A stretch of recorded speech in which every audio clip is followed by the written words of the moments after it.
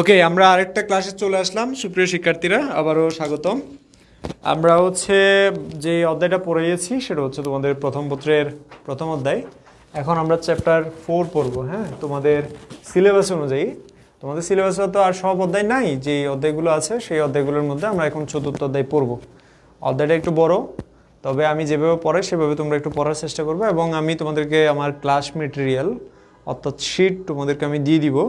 সুতরাং তোমাদেরকে বলবো অবশ্যই তোমরা ক্লাসটা একটু মনোযোগী হয়ে করবা, মনোযোগ দিয়ে করবা, ঠিক আছে? একটু মনোযোগী হয়ে বা মনোযোগ দিয়ে ক্লাসটা করার চেষ্টা করো। আই হোপ যে তোমরা ভালো কিছু করতে পারবা, ঠিক আছে? আবারও একবার স্বাগতম।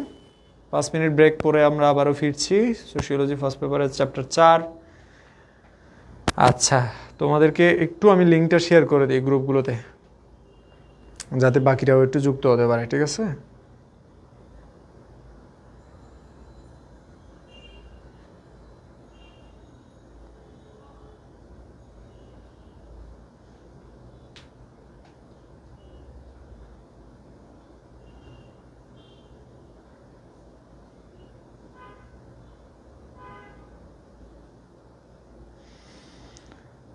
ওকে ওকে, তাহলে আমরা শুরু করে দিই, ঠিক আছে?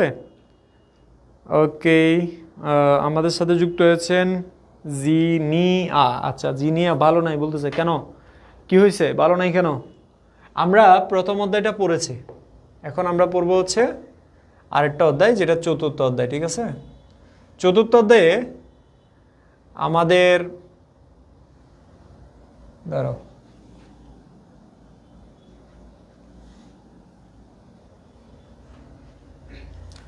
এই অধ্যায়ের মূল বিষয়বস্তু হচ্ছে basic concepts of sociology.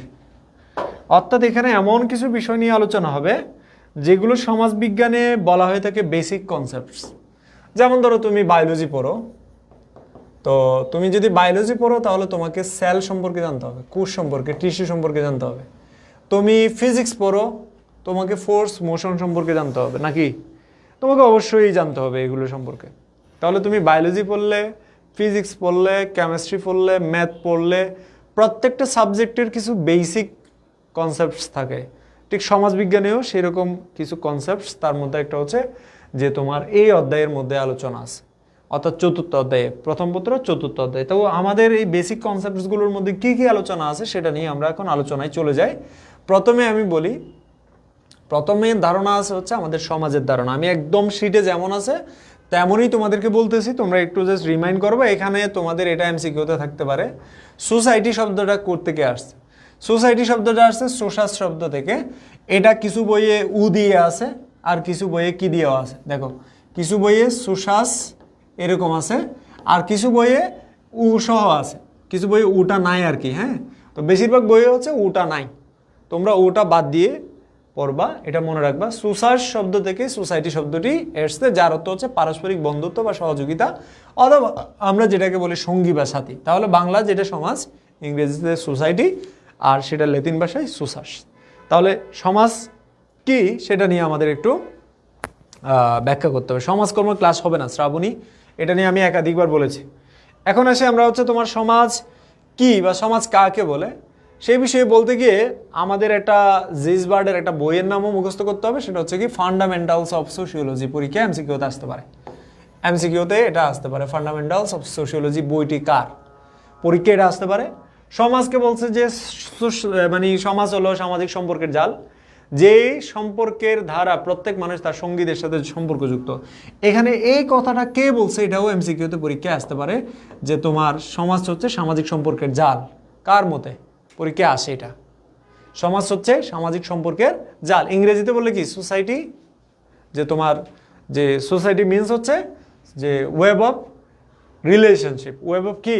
Relationship. কথা বুঝতে পারছো? ওয়েব মানে হচ্ছে জাল, আর রিলেশনশিপ মানে বুঝছো তো যে সম্পর্ক। তাহলে সোসাইটি হচ্ছে ওয়েব অফ রিলেশনশিপ বা সম্পর্কের জাল। এটা কে বলছে? এটা বলছে হচ্ছে জিসবার্ড, তার ফান্ডামেন্টালস অফ সোশিওলজি বইয়ের মধ্যে। পরীক্ষায় এটা আসতে পারে, মনে রাখবা।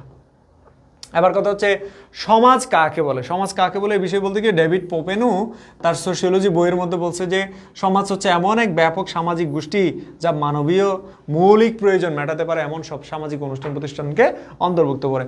আমরা সমাজ কেন গড়ে তুলেছি? আমাদের প্রয়োজনের জন্য।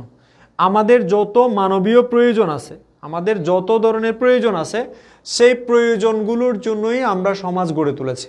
এই জন্য সমাজ কাকে বলে এই বিষয়ে বলতে গিয়ে ডেভিড পোপেনও এই কথাটা বলছে যে সমাজ হচ্ছে এমন একটা গোষ্ঠী মানবীয় প্রয়োজন থেকেই, মূলত মানবীয় যে মৌলিক প্রয়োজনগুলো আছে সেইগুলো প্রয়োজন মেটাতে পারে এমন সব সামাজিক অনুষ্ঠান প্রতিষ্ঠানকে নিয়েই সমাজ গড়ে উঠেছে। আমরা যদি একটু কাল্পনিকভাবে চিন্তা করি, ধরো আমরা ব্যক্তি হিসেবে আমরা ইন্ডিভিজুয়াল বাস করতে পারি না, তাহলে আমরা গড়ে তুলেছি কি? পরিবার। পরিবার আবার এককভাবে বাস করতে পারে না। পরিবারের জন্য কি দরকার? পরিবারের জন্য আমার যেটা দরকার, খাদ্য দরকার, আমার বস্ত্র দরকার, বাসস্থান দরকার, শিক্ষা দরকার, চিকিৎসা দরকার। তাহলে দেখো, আমার বিনোদন দরকার। কি দরকার? বিনোদন দরকার। আমার ধর্ম দরকার। আমার কি দরকার? ধর্ম দরকার। তাহলে দেখো, খেয়াল করো, খাদ্যের জন্য বিভিন্ন অর্থনৈতিক প্রতিষ্ঠানগুলো গড়ে উঠেছে, শিক্ষার জন্য বিভিন্ন ধরনের শিক্ষা প্রতিষ্ঠান গড়ে উঠেছে, চিকিৎসার জন্য, বিনোদনের জন্য, ধর্মের জন্য বিভিন্ন প্রতিষ্ঠান। সব মিলেই তো আমার সমাজ। তাহলে আমার যে প্রয়োজন, আমার যে মানবীয় প্রয়োজন, মানবীয় প্রয়োজন মানে কি? একজন মানুষ হিসেবে আমাদের যা প্রয়োজন, আমাদের প্রত্যেকটা মানুষের তন্দা, নিন্দা, কুত, পিপাসা, হাসি, কান্না যেগুলো আছে, প্রত্যেকটা সমাজের যে উপাদানগুলো আছে সেগুলো দ্বারা প্রভাবিত। এই যে প্রয়োজন থেকেই আমরা সমাজটা গড়ে তুলেছি, এই কথাটাই বলছে ডেভিড পোপেনও। সহজ কথায় বললে ডেভিড পোপেনের যে সংজ্ঞাটা আছে এটা তোমরা লিখতে পারো, অথবা তোমরা যে কোনো একটা সংজ্ঞা তোমরা লিখতে পারো। যেমন ধরো, আমরা এটাও বলতে পারি যে সমাজ হচ্ছে এমন একটি যে জনসমষ্টি যেখানে পারস্পরিক সহযোগিতার ভিত্তিতে একত্রে বসবাস করে। সংজ্ঞা হয়ে গেল সমাজের। তাহলে সমাজ হচ্ছে এমন একটি জনসমষ্টি যেখানে পারস্পরিক সহযোগিতা, এখানে সহযোগিতার ব্যাপারটা কিন্তু গুরুত্বপূর্ণ। তাহলে সমাজের ক্ষেত্রে যে বিষয়টা আমাদের জন্য খুবই গুরুত্বপূর্ণ তার মধ্যে একটা হচ্ছে জনসমষ্টি থাকা লাগবে। জনসমষ্টি ছাড়া কখনো সমাজ হবে না। যেমন তুমি আমি মিলেই তো সমাজ হবে না। এরপরে হচ্ছে আমার যেটা দরকার যে তোমার সম্পর্ক মানুষের মধ্যে খুবই গুরুত্বপূর্ণ, কারণ সম্পর্ক না থাকলে, এখানে সম্পর্ক মানে রক্তের সম্পর্ক থাকতে হবে এরকম না। কি রক্তের সম্পর্ক থাকতে হবে? থাকতে হবে না। সমাজ হইতে গেলে রক্তের সম্পর্ক থাকা লাগবে এরকম কোনো বাধ্যবাধকতা নাই। এই সম্পর্কটা হবে যে তোমার হতে পারে তোমার ব্যবসায়িক সম্পর্ক, হতে পারে তোমার ধর্মীয় সম্পর্ক। যেমন ধরো তুমি যে গাড়ি দিয়ে আসছো বা তুমি যে রিক্সার মধ্যে চড়ো, রিক্সাওয়ালা মামা, তুমি তোমার ড্রাইভার, তুমি তার যাত্রী। তাহলে যাত্রী আর ড্রাইভারের মধ্যে সম্পর্ক। তুমি একটা মুদির দোকানে গেছো, তাহলে মুদির দোকানে যে তুমি গেছো, তুমি একজন ক্রেতা, সে তোমার বিক্রেতা, এটাও একটা সম্পর্ক। তাহলে সামাজিক সম্পর্কগুলো এখানে থাকতে হবে। সমাজ হতে গেলে মানুষ যেমন লাগবে তাদের সামাজিক সম্পর্ক থাকা লাগবে এবং হচ্ছে সহযোগিতা লাগবে। আমরা আসলে এই যে তোমাদেরকে পড়াচ্ছি এটার মানে এমন না যে মানে আমি ঠেকাই পড়ে পড়াচ্ছি, এটা হচ্ছে সহযোগিতা। আমি তোমাকে সহযোগিতা করতেছি, তুমি কোর্সে ভর্তি হয়ে আমার প্রতিষ্ঠান চালানোর জন্য সহযোগিতা করতেছো। এটা পারস্পরিক সহযোগিতা, দেওয়া নেওয়া, এটাই হচ্ছে সমাজের বিষয়। তাহলে সমাজ কাকে বলে সেটা যদি আমাকে জিজ্ঞেস করে খুব ইজিলি আমি বলতে পারি সমাজ একটা ব্যাপক জনসমষ্টি বা একটা জনসমষ্টি যেখানে পারস্পরিক সম্পর্কের ভিত্তিতে, সহযোগিতার ভিত্তিতে জীবনযাপন করে। খুব সহজে আমরা এটাকে সংজ্ঞায়িত করতে পারি। তাহলে সমাজ হচ্ছে এমন একটা জনসমষ্টি যারা পারস্পরিক সহযোগিতায় জীবনযাপন করে। এবার আসি আমাদের সমাজের কি কি বৈশিষ্ট্য থাকা লাগে, যে এটা অনেক সময় তোমাদের সিকিউ প্রশ্ন আসতে পারে যে সমাজের বৈশিষ্ট্য কি। এটা বৃহৎ মানবীয় সংগঠন, সমাজের সদস্যরা পরস্পর নির্ভরশীল এবং পারস্পরিক সম্পর্ক সূত্রে আবদ্ধ, সমাজে একটি সাধারণ জীবন প্রণালী। এখানে সাধারণ বলতে কি বোঝাচ্ছে? বলছে যে এখানে কমন লাইফ, কথা বুঝতে পারছো কিনা? এখানে সাধারণ বলতে কি বোঝাচ্ছে? কমন লাইফকে বোঝাচ্ছে। বুঝছো? কমন লাইফ মানে কি? কমন লাইফ মানে হচ্ছে সবাই একই রকম পেশায়, একই রকম জীবনযাপন। যেমন ধরো তুমি গ্রামে যাও, সবাই কৃষিকাজ করে। গ্রামে গেলে তুমি কি দেখবা? সবাই কি করতেছে? কৃষিকাজ করতেছে। তাহলে সেই গ্রামীণ সমাজে প্রত্যেকটা মানুষের জীবন হচ্ছে সাধারণ লাইফ, কমন লাইফ। এরপরে আমরা যাই, সমাজের সদস্যরা তাদের প্রয়োজন মেটানোর জন্য গড়ে তোলে বিভিন্ন অনুষ্ঠান প্রতিষ্ঠান। সমাজের অভ্যন্তরে দ্বন্দ্ব এবং সহযোগিতা দুইটিই বিদ্যমান। পরীক্ষা প্রশ্ন এমসিকিউতে আসতে পারে। সমাজের মধ্যে দুইটি কি কি বিদ্যমান? দ্বন্দ্ব এবং সহযোগিতা, দুইটাই বিদ্যমান। দ্বন্দ্ব সহযোগিতা ছাড়া তুমি কোথাও কোনো সমাজ পাবে না। স্বাভাবিকভাবে আমরা 3টা সি এর কথা বলি। 3টা সি, একটা হচ্ছে ক্লাস, শ্রেণী, কনফ্লিক্ট কনফ্লিক্ট, কনফ্লিক্ট মানে তো দ্বন্দ্ব, হ্যাঁ, আর এটা হচ্ছে কম্পিটিশন। কি? কম্পিটিশন। তার মানে হচ্ছে সমাজের মধ্যে শ্রেণী থাকবে, সমাজের মধ্যে দ্বন্দ্ব থাকবে, মানুষের মধ্যে কি পরস্পরের মধ্যে প্রতিযোগিতা থাকবে সহযোগিতার ভিত্তিতে। তাহলে আমরা যেটা জানলাম সেটা হচ্ছে সমাজের মধ্যে দ্বন্দ্বও থাকে, সহযোগিতাও থাকে। তাহলে আয়ের পাশাপাশি সমাজ সদা পরিবর্তনশীল। তুমি বলতে পারো যে এইগুলো লাইন বাই লাইন কেন পড়াচ্ছেন? এটা হচ্ছে বহুপদী প্রশ্নের মধ্যে তোমাদের অনেক সময় এমসিকিউ আকার আসে, যে বহুপদী প্রশ্নে বলতে পারে যে সমাজের বৈশিষ্ট্য নিচের কোনগুলো, 3টা অপশন দিয়ে দিল, তুমি পড়ো না এগুলা, পরীক্ষা পারবে না। স্বাভাবিকভাবে যদি আসে যে সমাজের মধ্যে দ্বন্দ্ব ও সহযোগিতা দুটি বিদ্যমান, তোমাদের যারা পড়ে নাই, এই পয়েন্টটা পড়ে নাই, সে তো বলবে যে দ্বন্দ্ব কিভাবে সমাজের মধ্যে বিষয় হতে পারে, আমি তো সহযোগিতা পড়ছি। দ্বন্দ্ব পড়ে নাই, সে সহযোগিতা পড়ছে, তো সে মনে করবে যে যেখানে সহযোগিতা আছে এখানে আবার দ্বন্দ্বের কিসের। এই জন্য প্রত্যেকটা লাইন তোমাকে পড়তে হবে। সমাজ হচ্ছে যে তোমার প্রাচীন সংস্থা, তেমনি সার্বজনীন, মানে হচ্ছে সেটা সবার জন্য সমানভাবে প্রযোজ্য, এবং এটা প্রাচীন সংস্থা, এটা বলছে। এটা আমাদের এত বেশি গুরুত্বপূর্ণ না। আমরা এখানে যদি কোথাও লেখা থাকে যে সবচেয়ে প্রাচীন প্রতিষ্ঠান কোনটা, অপশনে যদি পরিবার থাকে তাহলে পরিবারটাই আমরা লিখব, সমাজ লিখব না। যদি কোথাও লেখা থাকে যে সবচেয়ে প্রাচীন প্রতিষ্ঠান কোনটা, তখন আমরা বলবো পরিবার। যদি সংস্থার কথা বলে তাহলে সেটা কি হবে? সমাজ হবে। কথা বুঝতে পারছো? তাহলে যদি কোথাও বলে যে সবচেয়ে প্রাচীন সংস্থা কোনটি, তখন সেটা হবে কি? সমাজ। এবার আসি হচ্ছে তোমার ধারাবাহিকতা হচ্ছে সমাজের বৈশিষ্ট্য, ধারাবাহিকভাবে সমাজ পরিবর্তিত হয়। তো তোমার এরপরে বাকিগুলো তো তোমরা বুঝতেই পারতেছো যে সমাজের মধ্যে পরিবর্তন রয়েছে, দ্বন্দ্ব রয়েছে, সহযোগিতা রয়েছে, এবং একই রকম জীবনধারা ও সংস্কৃতি এবং জীবন প্রণালী রয়েছে। সব মানুষই প্রায় একই রকম জীবনযাপন করে, এই জন্য এটাকে বলে যে সাধারণ জীবন প্রণালী। সাধারণ মানে এখানে কমন বোঝাইছে, এটার মানে এটা না যে সাধারণ মানে নর্মাল বোঝাচ্ছে না, নর্মাল না, বোঝাচ্ছে কমন। যেমন শহরের মানুষেরা সবাই একই রকম জীবনযাপন করে, গ্রামের মানুষেরা সবাই একই রকম জীবনযাপন করে, this is the common life. এটাই হচ্ছে সাধারণ জীবন। এখানে নর্মাল বলে নাই, সাধারণ বলছে। সমাজের কাজ কি? সমাজের কাজ হচ্ছে এইগুলাই। সমাজের বেশ কিছু কাজ আছে। প্রথমত হচ্ছে সমাজবদ্ধ হয়ে একে অপরের সাথে পারস্পরিক মিথস্ক্রিয়ায় আবদ্ধ হয়, সমাজের মৌলিক মানবিক চাহিদা পূরণে সহায়তা করে, আমাদের যত ধরনের প্রয়োজন, আমাদের ধরো জৈবিক প্রয়োজন, আমাদের মনস্তাত্ত্বিক প্রয়োজন, ধর্মীয় প্রয়োজন, সামাজিক, অর্থনৈতিক, নৈতিক সহ সব ধরনের বৈধ চাহিদা পূরণ করে সমাজ। সমাজ মানুষের আনুষ্ঠানিক, অনানুষ্ঠানিক এবং হচ্ছে তোমার পারিবারিক শিক্ষার মাধ্যমে মানুষের অন্তর্নিহিত গুণাবলী বিকাশে সহায়তা করে। সমাজ আমাদেরকে সামাজিকরণে সহায়তা করে, সমাজ আমাদের মৌলিক গুণাবলী বিকাশে সহায়তা করে, সমাজ আমাদেরকে বেঁচে থাকার জন্য যত ধরনের প্রয়োজন, সব প্রয়োজন আমাদের মেটাতে সহায়তা করে, এবং সমাজ আমাদেরকে আসলে একজন পূর্ণাঙ্গ মানুষ হিসেবে গড়ে উঠতে সহায়তা করে। আমরা আজকে এই যে পর্যায়ে আছি, জীবনের যে পর্যায়ে আছি, তোমরা অনেকে ইন্টার করতেছো, অনেকে ফার্স্ট ইয়ার আসো, অনেকে পরীক্ষা দিচ্ছ, তো এই যে তোমরা যে পর্যায়ে আসো, তুমি কি সমাজের অবদানকে অস্বীকার করতে পারবে? কোনোদিনই পারবে না। তুমি বলতে পারো যে আমার মা বাবার টাকা ছিল, আমি পড়াশোনা করছি, আমার এই ছিল সেই ছিল, কিন্তু প্রকৃত অর্থে সমাজই তোমাকে সহযোগিতা করেছে, সমাজের প্রতিষ্ঠানগুলোই তোমাকে সহযোগিতা করেছে। এই জন্য অনেক সময় অনেক তাত্ত্বিকরা বলেছে যে আমরা যাই করি তাই তার পেছনে আমরা নিজেরা দায়ী নই, বরং সমাজ দায়ী। কারণ সমাজ আমার থেকে সেটা আশা করেছে, সেটা আমি করেছি। যেমন ধরো তোমরা এখন পড়াশোনা করতেছো, কেন? ভালো রেজাল্ট লাগবে। এটা কি তুমি চাও? যে তুমি কি মনে প্রাণে চাও যে তোমার ভালো রেজাল্ট হোক?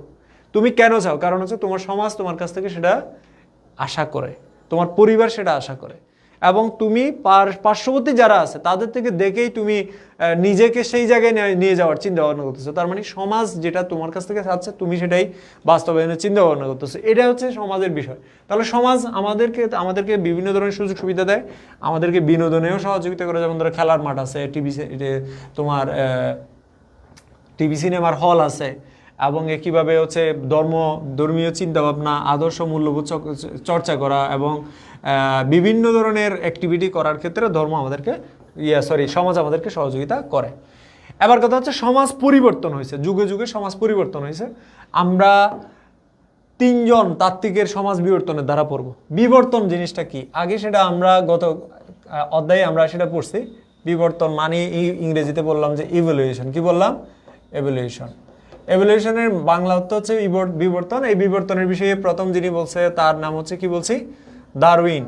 ডারউইন যে বিবর্তনের কথা বলছে সেটা কি বিবর্তন? জীব বিবর্তন। তো তিনি তো আর সমাজ বিবর্তনের কথা বলেন নাই। বলছে কি? বলেন নাই। সমাজ বিবর্তন নিয়ে যারা কথা বলেছে তাদের মধ্যে অন্যতম হচ্ছে হারবার্ট স্পেন্সার এবং কার্ল মার্কসের কথা আসতে পারে। হারবার্ট স্পেন্সার যেভাবে বলেছে, তিনি বলছে সিম্বল থেকে কমপ্লেক্সের দিকে যাচ্ছে। তো সমাজ সিম্বল থেকে কমপ্লেক্সের দিকে যাচ্ছে, খুব সাধারণ বিষয়। তার মানে হচ্ছে সমাজ পরিবর্তন হচ্ছে। এই যে বিবর্তন জিনিসটা কি আসলে? বিবর্তন জিনিসটা মানে হচ্ছে ধীর গতিতে সামনের দিকে এগিয়ে চলা, মানে এতটাই ধীর গতিতে যাচ্ছে যে তুমি সহজে বুঝতে পারতেছো না। যেমন ধরো, তুমি এখন যে সমাজে আছো সেই সমাজে পরিবর্তন হচ্ছে, সেটা কি তুমি দেখতে পাচ্ছ? উত্তর হচ্ছে না, কারণ তুমি বর্তমানে আছো। বর্তমানের পরিবর্তনকে আমরা সহজে বুঝতে পারি না। যেটা অতীত হয়ে গেছে সেটার সাথে তুলনা করো। ধরো অতীতের যে সমাজ, সেই সমাজের সাথে বর্তমান সমাজের তুলনা করে দেখলেই বুঝতে পারবা যে সমাজ আসলে পরিবর্তন হয়েছে কিনা। তুমি 10 বছর আগে তোমার যে সমাজ ছিল সেই সমাজের সাথে বর্তমান সমাজের তুলনা করো, তাহলেই বুঝতে পারবা যে সমাজ পরিবর্তন হয়েছে। তার মানে সমাজ অতীত থেকে ধীরে ধীরে ধীরে ধীরে ধীরে ধীরে পরিবর্তন হয়ে নতুন এক দিকের দিকে যাচ্ছে। সেই দিকটাই হচ্ছে পরিবর্তিত দিক। এবং এই কারণে সমাজ বিবর্তন ধারাটাও একমুখী, এটা উভয়মুখী হওয়া যায় না সহজে। একমুখী, অনেকে বলে এটা একমুখী এবং এটাকে বলে রৈখিক ধারা। আর অনেকে মনে করে যে না, সমাজ ঘুরে ফিরে আগের জায়গায় আসবে। আগের জায়গায় মানে এখান থেকে শুরু হয়েছে, এখানে শেষ হয়েছে, আবার এখান থেকে কোথায় যাবে? ওই জায়গায় যাবে, এইভাবে ঘুরবে। এটাকে বলা হচ্ছে চক্রাকার ধারা। কি ধারা? চক্রাকার ধারা। তাহলে আমরা 2 ধরনের ধারার কথা পেলাম, এটা হচ্ছে রৈখিক ধারা, এটা কি চক্রাকার ধারা। তবে বেশিরভাগ মনে করে রৈখিক ধারা। রৈখিক ধারা মানে কি? এই সমাজ আগে অতীতে আদিম সমাজ ছিল, এখন আমরা যে সমাজে আছি সেটা হচ্ছে তোমার পুঁজিবাদী সমাজ। পুঁজিবাদী সমাজের পরে সমাজতান্ত্রিক সমাজের দিকে যাবে। এটা হচ্ছে তোমার রৈখিক ধারা, এইদিকে যাচ্ছে একমুখী। আমরা একটু স্লাইডে দেখি, এখানে একটা মতবাদের কথা বলছে। পরীক্ষায় এটা আসবে যে সমাজ উৎপত্তি সংক্রান্ত প্রাচীন মতবাদ কোনটি? পরীক্ষায় এটা আসবে। সমাজ উৎপত্তি সংক্রান্ত প্রাচীন মতবাদ কোনটি? পরীক্ষায় আসবে। হ্যাঁ, যে আমি তোমাদেরকে তোমরা যারা অনলাইনে ক্লাস করো আর কি, তোমাদের একটা সাইকোলজির ব্যাপার বলি। তোমাদের সাইকোলজির ব্যাপারটা হচ্ছে, যখন এমসিকিউ পড়ায় তখন হুড়মুড় করে ফোলাভান সবাই কি ক্লাসে আসে, মানে ক্লাসে আসে, কমেন্টস করে, খুবই উৎসাহ উদ্দীপনা নিয়ে ক্লাস শেয়ার করে। ফাইজুন, মানে বাস্তবতা বলতেছি। যখন হচ্ছে ডিটেলসে আমরা পড়াই আসলে তোমার ভালোর জন্য। আমরা ফেসবুকে লাইক কমেন্টের জন্য পড়াই না, আমরা ভিউর জন্য পড়াই না, আমরা প্রকৃত হতে পড়াই যে তোমার এই জিনিসটা দরকার এই মুহূর্তে, তাই এই জন্য পড়াই। কেউ আছে যারা অনলাইনে পড়ায়, তাদের মধ্যে হচ্ছে এমসিকিউ পড়ায়। এখন কথা হচ্ছে, তুমি এগুলো পড়ো নাই, তুমি জানোই না যে টপিকটা কি। তোমাকে এমসিকিউ একটা ধরাই দিলাম, সেটা হচ্ছে কি সমাজ বিবর্তন সম্পর্কিত প্রাচীন মতবাদ কোনটা। কোনো ব্যাখ্যা নাই, কোনো কিচ্ছু নাই। তুমি গিয়ে সেখানে কয়েকশো কমেন্ট করতেছো, নিজের সময় নষ্ট করতেছো। এমসিকিউ এগুলো পরীক্ষার মধ্যে হুবহু নাও আসতে পারে। তুমি ডিটেলসে না বললে তো এগুলো পারবে না, দিন শেষে মারা খাও। কথা বুঝতে পারছো কি না? তো ক্লাসের মধ্যে যারা আসছো তোমাদেরকে বলবো মনোযোগ দিয়ে ক্লাস করো, আসলে ভালো কিছু করতে পারবা। ঠিক আছে? এগুলো অধ্যায় থেকে কোন কোন জায়গায়গুলো পড়বো, হ্যাঁ এতগুলো অধ্যায় থেকে কোন কোন জায়গায় পড়বা সেগুলোই আমি বলতেছি। এখন দেখো, সমাজ বিবর্তন ধারার মধ্যে এটা পরীক্ষায় আসবে যে সমাজ উৎপত্তি সম্পর্কিত মতবাদ, প্রাচীন মতবাদ হচ্ছে ঐশ্বরিক মতবাদ। ঐশ্বরিক মতবাদ মানে কি? ঐশ্বরিক মতবাদ মানে হচ্ছে ঈশ্বরই সমাজ সৃষ্টি করেছে, ঈশ্বরই সমাজ পরিবর্তন করতেছে, ঈশ্বরই সব কিছু করতেছে। এটা হচ্ছে ঐশ্বরিক মতবাদ। তাহলে তাদের কথা হচ্ছে কি, ঈশ্বরই এটা সৃষ্টি করেছে, ঈশ্বরই এটাকে পরিবর্তন করেছে, ঈশ্বরই এটার রক্ষণাবেক্ষণ করতেছে। এটাই হচ্ছে ঐশ্বরিক মতবাদের মূল বক্তব্য। তাহলে সমাজ সম্পর্কিত সবচেয়ে প্রাচীনতম মতবাদ হচ্ছে ঐশ্বরিক মতবাদ, যেটা আমরা জানি। তাহলে ঐশ্বরিক মতবাদটা আমরা জানলাম, বাকিগুলোর দরকার নাই। এবার হচ্ছে আরেকটা হচ্ছে বল প্রয়োগ মতবাদ, এটা আছে। বল প্রয়োগ মতবাদটা কি?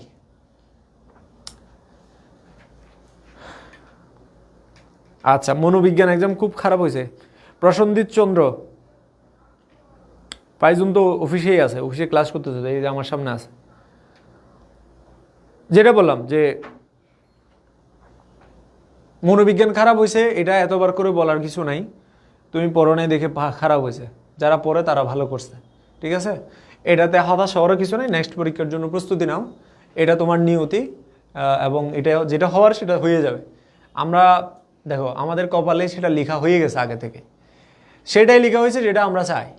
সুতরাং তোমার থেকে চাইতে হবে যে পরিবর্তিত অবস্থা, মানে তুমি কি চাও সেই চাওয়াটা পরিবর্তন করো। মনে প্রাণে যদি তুমি চাও যে না তোমার মনোবিজ্ঞান ভালো হোক, তাহলে ভালো হয়ে যেত। মনে প্রাণে চাও নাই, ভালো হয় না। মনে প্রাণে চাও তাহলে পাই যাবে। অ্যালকেমিস্ট বইয়ে একটা কথা আছে, সেটা হচ্ছে কি আমরা যখন মনে প্রাণ দিয়ে কোনো একটা কিছু চাই, পৃথিবীর সমগ্র পৃথিবী চেষ্টা করে যে তোমাকে সেই জিনিসটা পাইয়ে দিতে। এটা অ্যালকেমিস্ট বইয়ের কথা, এটাই হয় ঘটে। এবং তুমি যদি মনে প্রাণে চাইতে তাহলে তোমার ভালো হতো। মনে প্রাণে চাও যে অন্য একটা পরীক্ষা ভালো হোক, তাহলে তোমার ভালো হয়ে যাবে। সমাজ উৎপত্তির বল প্রয়োগ মতবাদের কথা হচ্ছে কি জোরপূর্বক মানুষেরা বল প্রয়োগ করে এক জায়গায় রেখে দিছে।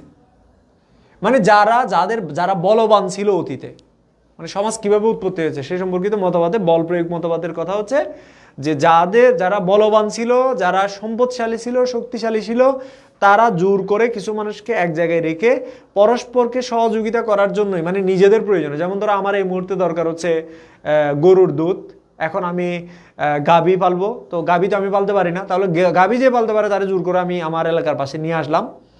আরেকজন হচ্ছে সে ধান চাষ করতে পারে, আমি পারি না, আমার ধান দরকার, তাহলে আমি তারে আমার এলাকার পাশে নিয়ে আসলাম। এইভাবে করতে করতে জোর করে, মানে বল প্রয়োগ শর্তে যে সমাজ গড়ে উঠেছে সেটাকে বলা হয় বল প্রয়োগ মতবাদ। এটা মতবাদীরা, মানে এই বল প্রয়োগ মতবাদীরা বিশ্বাস করে যে সমাজের মধ্যে সবকিছু হয়েছে বল প্রয়োগের মাধ্যমে, শক্তি বা বল প্রয়োগের মাধ্যমে। আরও আছে এখানে, এগুলো মুখস্থ করার দরকার নেই। আমরা একটা কথা এখানে মনে রাখবো, সামাজিক চুক্তি মতবাদ। চুক্তি মতবাদ মানে হচ্ছে কি যে তোমার টেক অ্যান্ড গিভ পলিসি। কয়জন আছে বই আছে টপিকটা? চুক্তি মতবাদটা আছে? নাই, অনেকের বইয়ে নাই, এগুলো পরীক্ষা এমসিকিউ চলে আসবে। চুক্তি মতবাদ কি? চুক্তি মতবাদ মানে হচ্ছে কি গিভ অ্যান্ড টেক পলিসি, যে তুমি আমাকে দাও, তুমি আমার থেকে নাও। যেমন ধরো এই মুহূর্তে তোমার যেটা দরকার সেটা হচ্ছে কি যে সমাজবিজ্ঞান ক্লাস। এখন তুমি আমাকে কমেন্টসে রেসপন্স করতেছো, তুমি ক্লাস করতেছো, এটা হচ্ছে তুমি আমাকে ফিডব্যাক দিচ্ছ, এর বিনিময়ে আমি তোমাকে ক্লাস দিচ্ছি। এটা হচ্ছে গিভ অ্যান্ড টেক পলিসি, এটা হচ্ছে তোমার চুক্তি মতবাদ। সমাজ গড়ে উঠছে মূলত বিনিময়ের মাধ্যমে, বিনিময়, এক্সচেঞ্জ। তুমি আমাকে চাল দিচ্ছ, আমি তোমাকে ডাল দিচ্ছি। এভাবেই পরস্পরের উপর নির্ভরশীলতা তৈরি থেকেই মূলত সমাজ গড়ে উঠেছে। এটাই হচ্ছে সামাজিক চুক্তি মতবাদ। সামাজিক চুক্তি মতবাদীরা যারা আছে তারা বিশ্বাস করে যে কি সমাজ সৃষ্টির পূর্বে মানুষ প্রকৃতির রাজ্যে বাস করত, পরে তারা একত্রিত হয়েছে পরস্পরকে সহযোগিতা করবে বলে, পরে তারা ওইটাতেই কি গড়ে তুলেছে, সমাজ গড়ে তুলেছে। এরপরে আমরা রৈখিক মতবাদে যাই। আমি একটু আগে যেটা বললাম রৈখিক মতবাদ, এই যে দেখো, এই যে রৈখিক মতবাদ, এটা হচ্ছে কি রৈখিক মতবাদ। তাহলে রৈখিক মতবাদে যারা বিশ্বাস করে তারা হচ্ছে এরা। রৈখিক মতবাদে যারা বিশ্বাস করে তাদের মধ্যে অন্যতম হচ্ছে Auguste Comte, Herbert Spencer, Karl Marx. আমি একটু আগে নাম বলছিলাম, কিন্তু অগাস্ট কুমথও কিন্তু রৈখিক মতবাদে বিশ্বাস। হারবার্ট স্পেন্সার তো বলছে সিম্পল থেকে কোন দিকে যাচ্ছে, কমপ্লেক্সের দিকে যাচ্ছে, মানে সরল থেকে সমাজ দিন দিন কোন দিকে যাচ্ছে, কমপ্লেক্সের দিকে। কার্ল মার্কস তো 5টা স্তরের কথা বলছে, আমি একটু আগে লিখছিলাম এখানে যে তোমার 5টা স্তরের কথা বলছে, না আছে কিনা জানি না, আচ্ছা নাই, 5টা স্তরের কথা। তো কার্ল মার্কসের 5টা স্তর নিয়ে আমরা এখন আলোচনা করবো, একটু পরেই যাচ্ছি। তাহলে রৈখিক মতবাদ মানে কি, যে তোমার একটি রেখা কি সোজা পথ সামাজিক পরিবর্তন অনুসরণ করে, সেটাই হচ্ছে কি রৈখিক মতবাদ। তাহলে সমাজ কোন দিক থেকে কোন দিকে যাচ্ছে এটা একটা রেখার মাধ্যমে কল্পনা করা, একদিকে একমুখী, সেটাকে বলে কি রৈখিক মতবাদ। আর চক্রাকার মতবাদ কি? চক্রাকার মতবাদ মানে হচ্ছে একটু আগে যেটা আমি বললাম যে সার্কুলেশন ঘুরতেছে, তাদের কথা হচ্ছে সমাজ এক সময় ওই যে আগের জায়গায় ফিরে যাবে, মানুষ বাধ্য হবে ফিরে যেতে, এবং একটা পর্যায়ে গিয়ে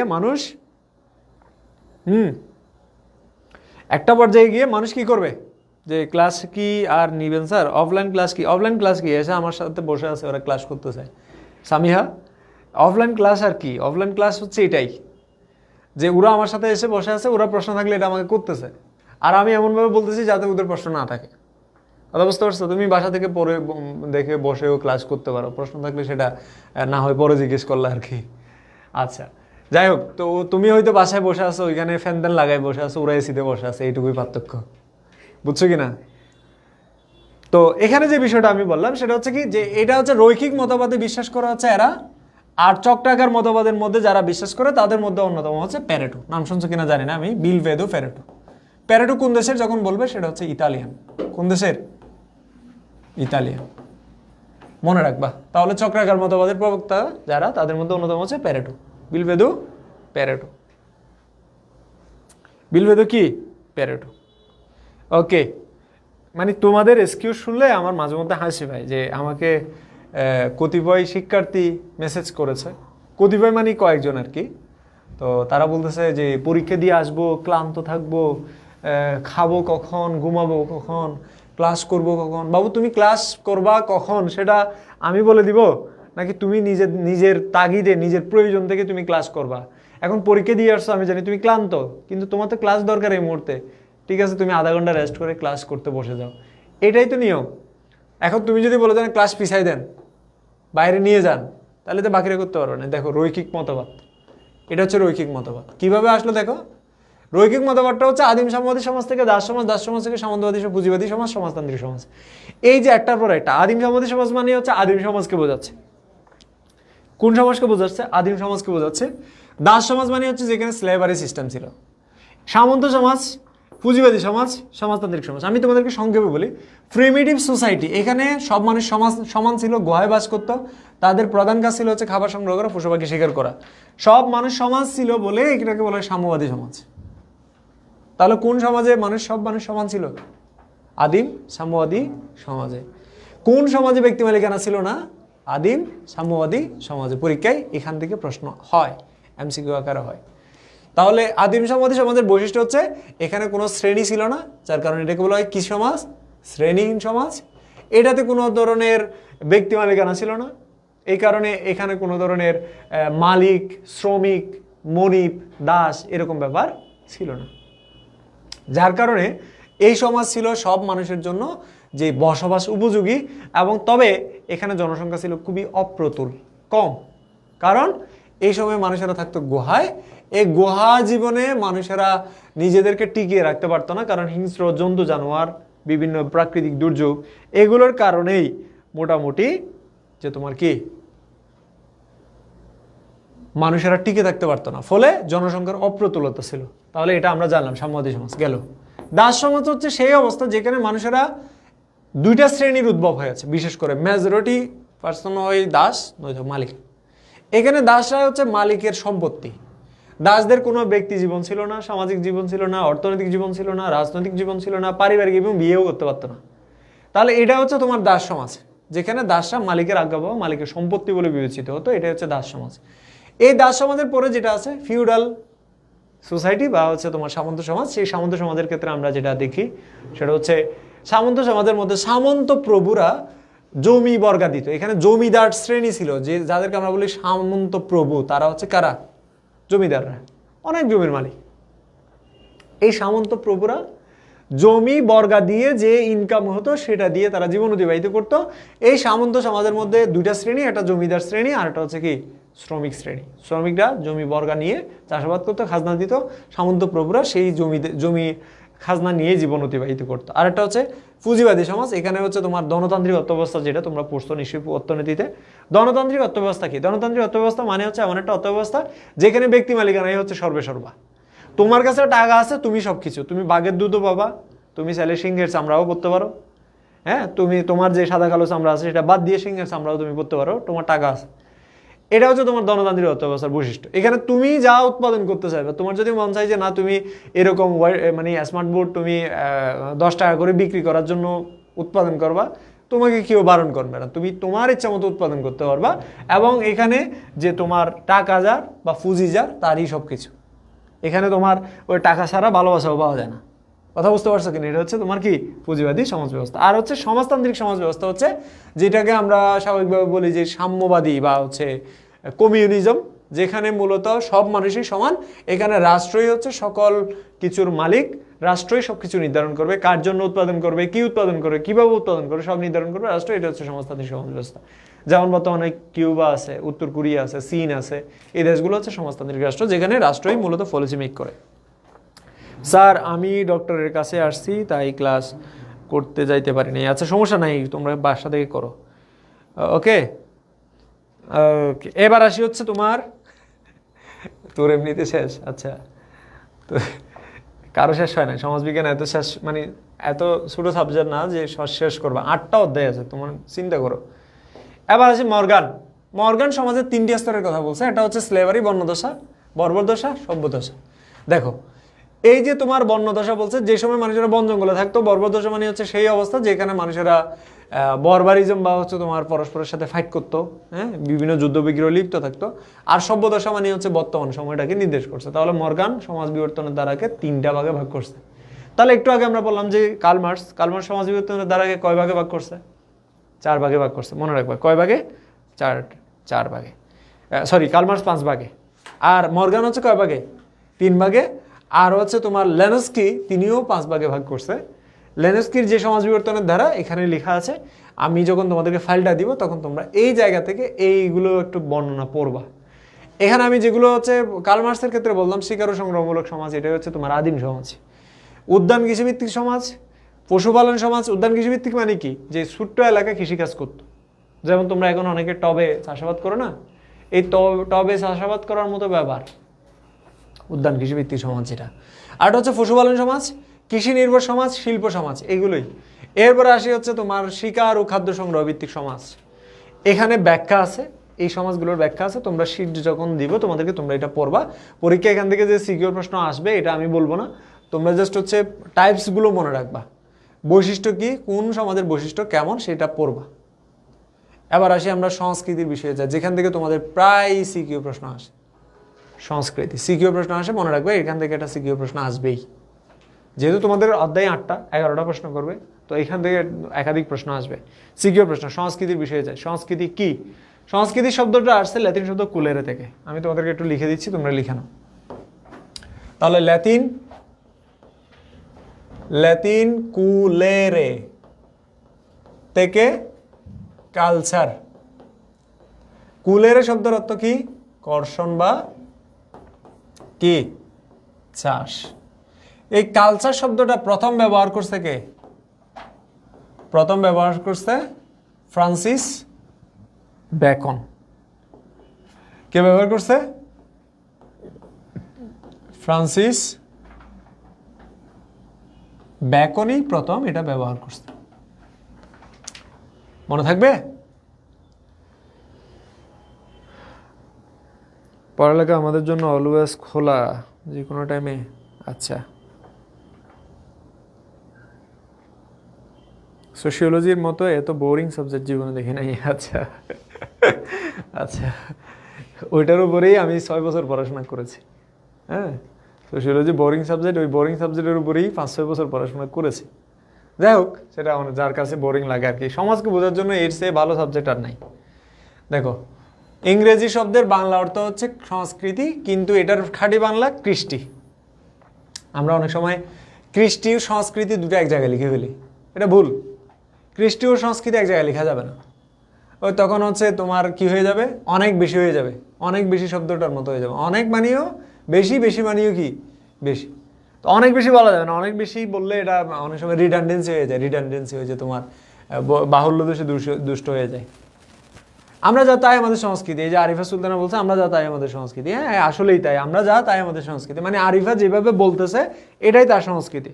বুঝতে পারছো কিনা? আরিফা যেভাবে বলতেছে, যেমন অনেকে এখানে হাহা দিচ্ছে, এটা তাদের সংস্কৃতি। কথা বুঝতে পারছো কিনা? এখানে আবার স্যাড দিচ্ছে কেউ কেউ কেউ, যেমন ধরো হচ্ছে আমি ডাক্তারের কাছে গেছে, ওই যে তোমার মাওয়া স্যাড দিচ্ছে, এটা তার সংস্কৃতি। তার মানে সংস্কৃতি মানে হচ্ছে যে তোমার আমরা যা কিছুই করি। তো এটা মূলত ব্যবহার করছে যিনি কালচার শব্দটা, তিনি হচ্ছে ফ্রান্সিস বেকন। এটা পরীক্ষায় এমসিকিউতে আসবে, ফ্রান্সিস বেকন।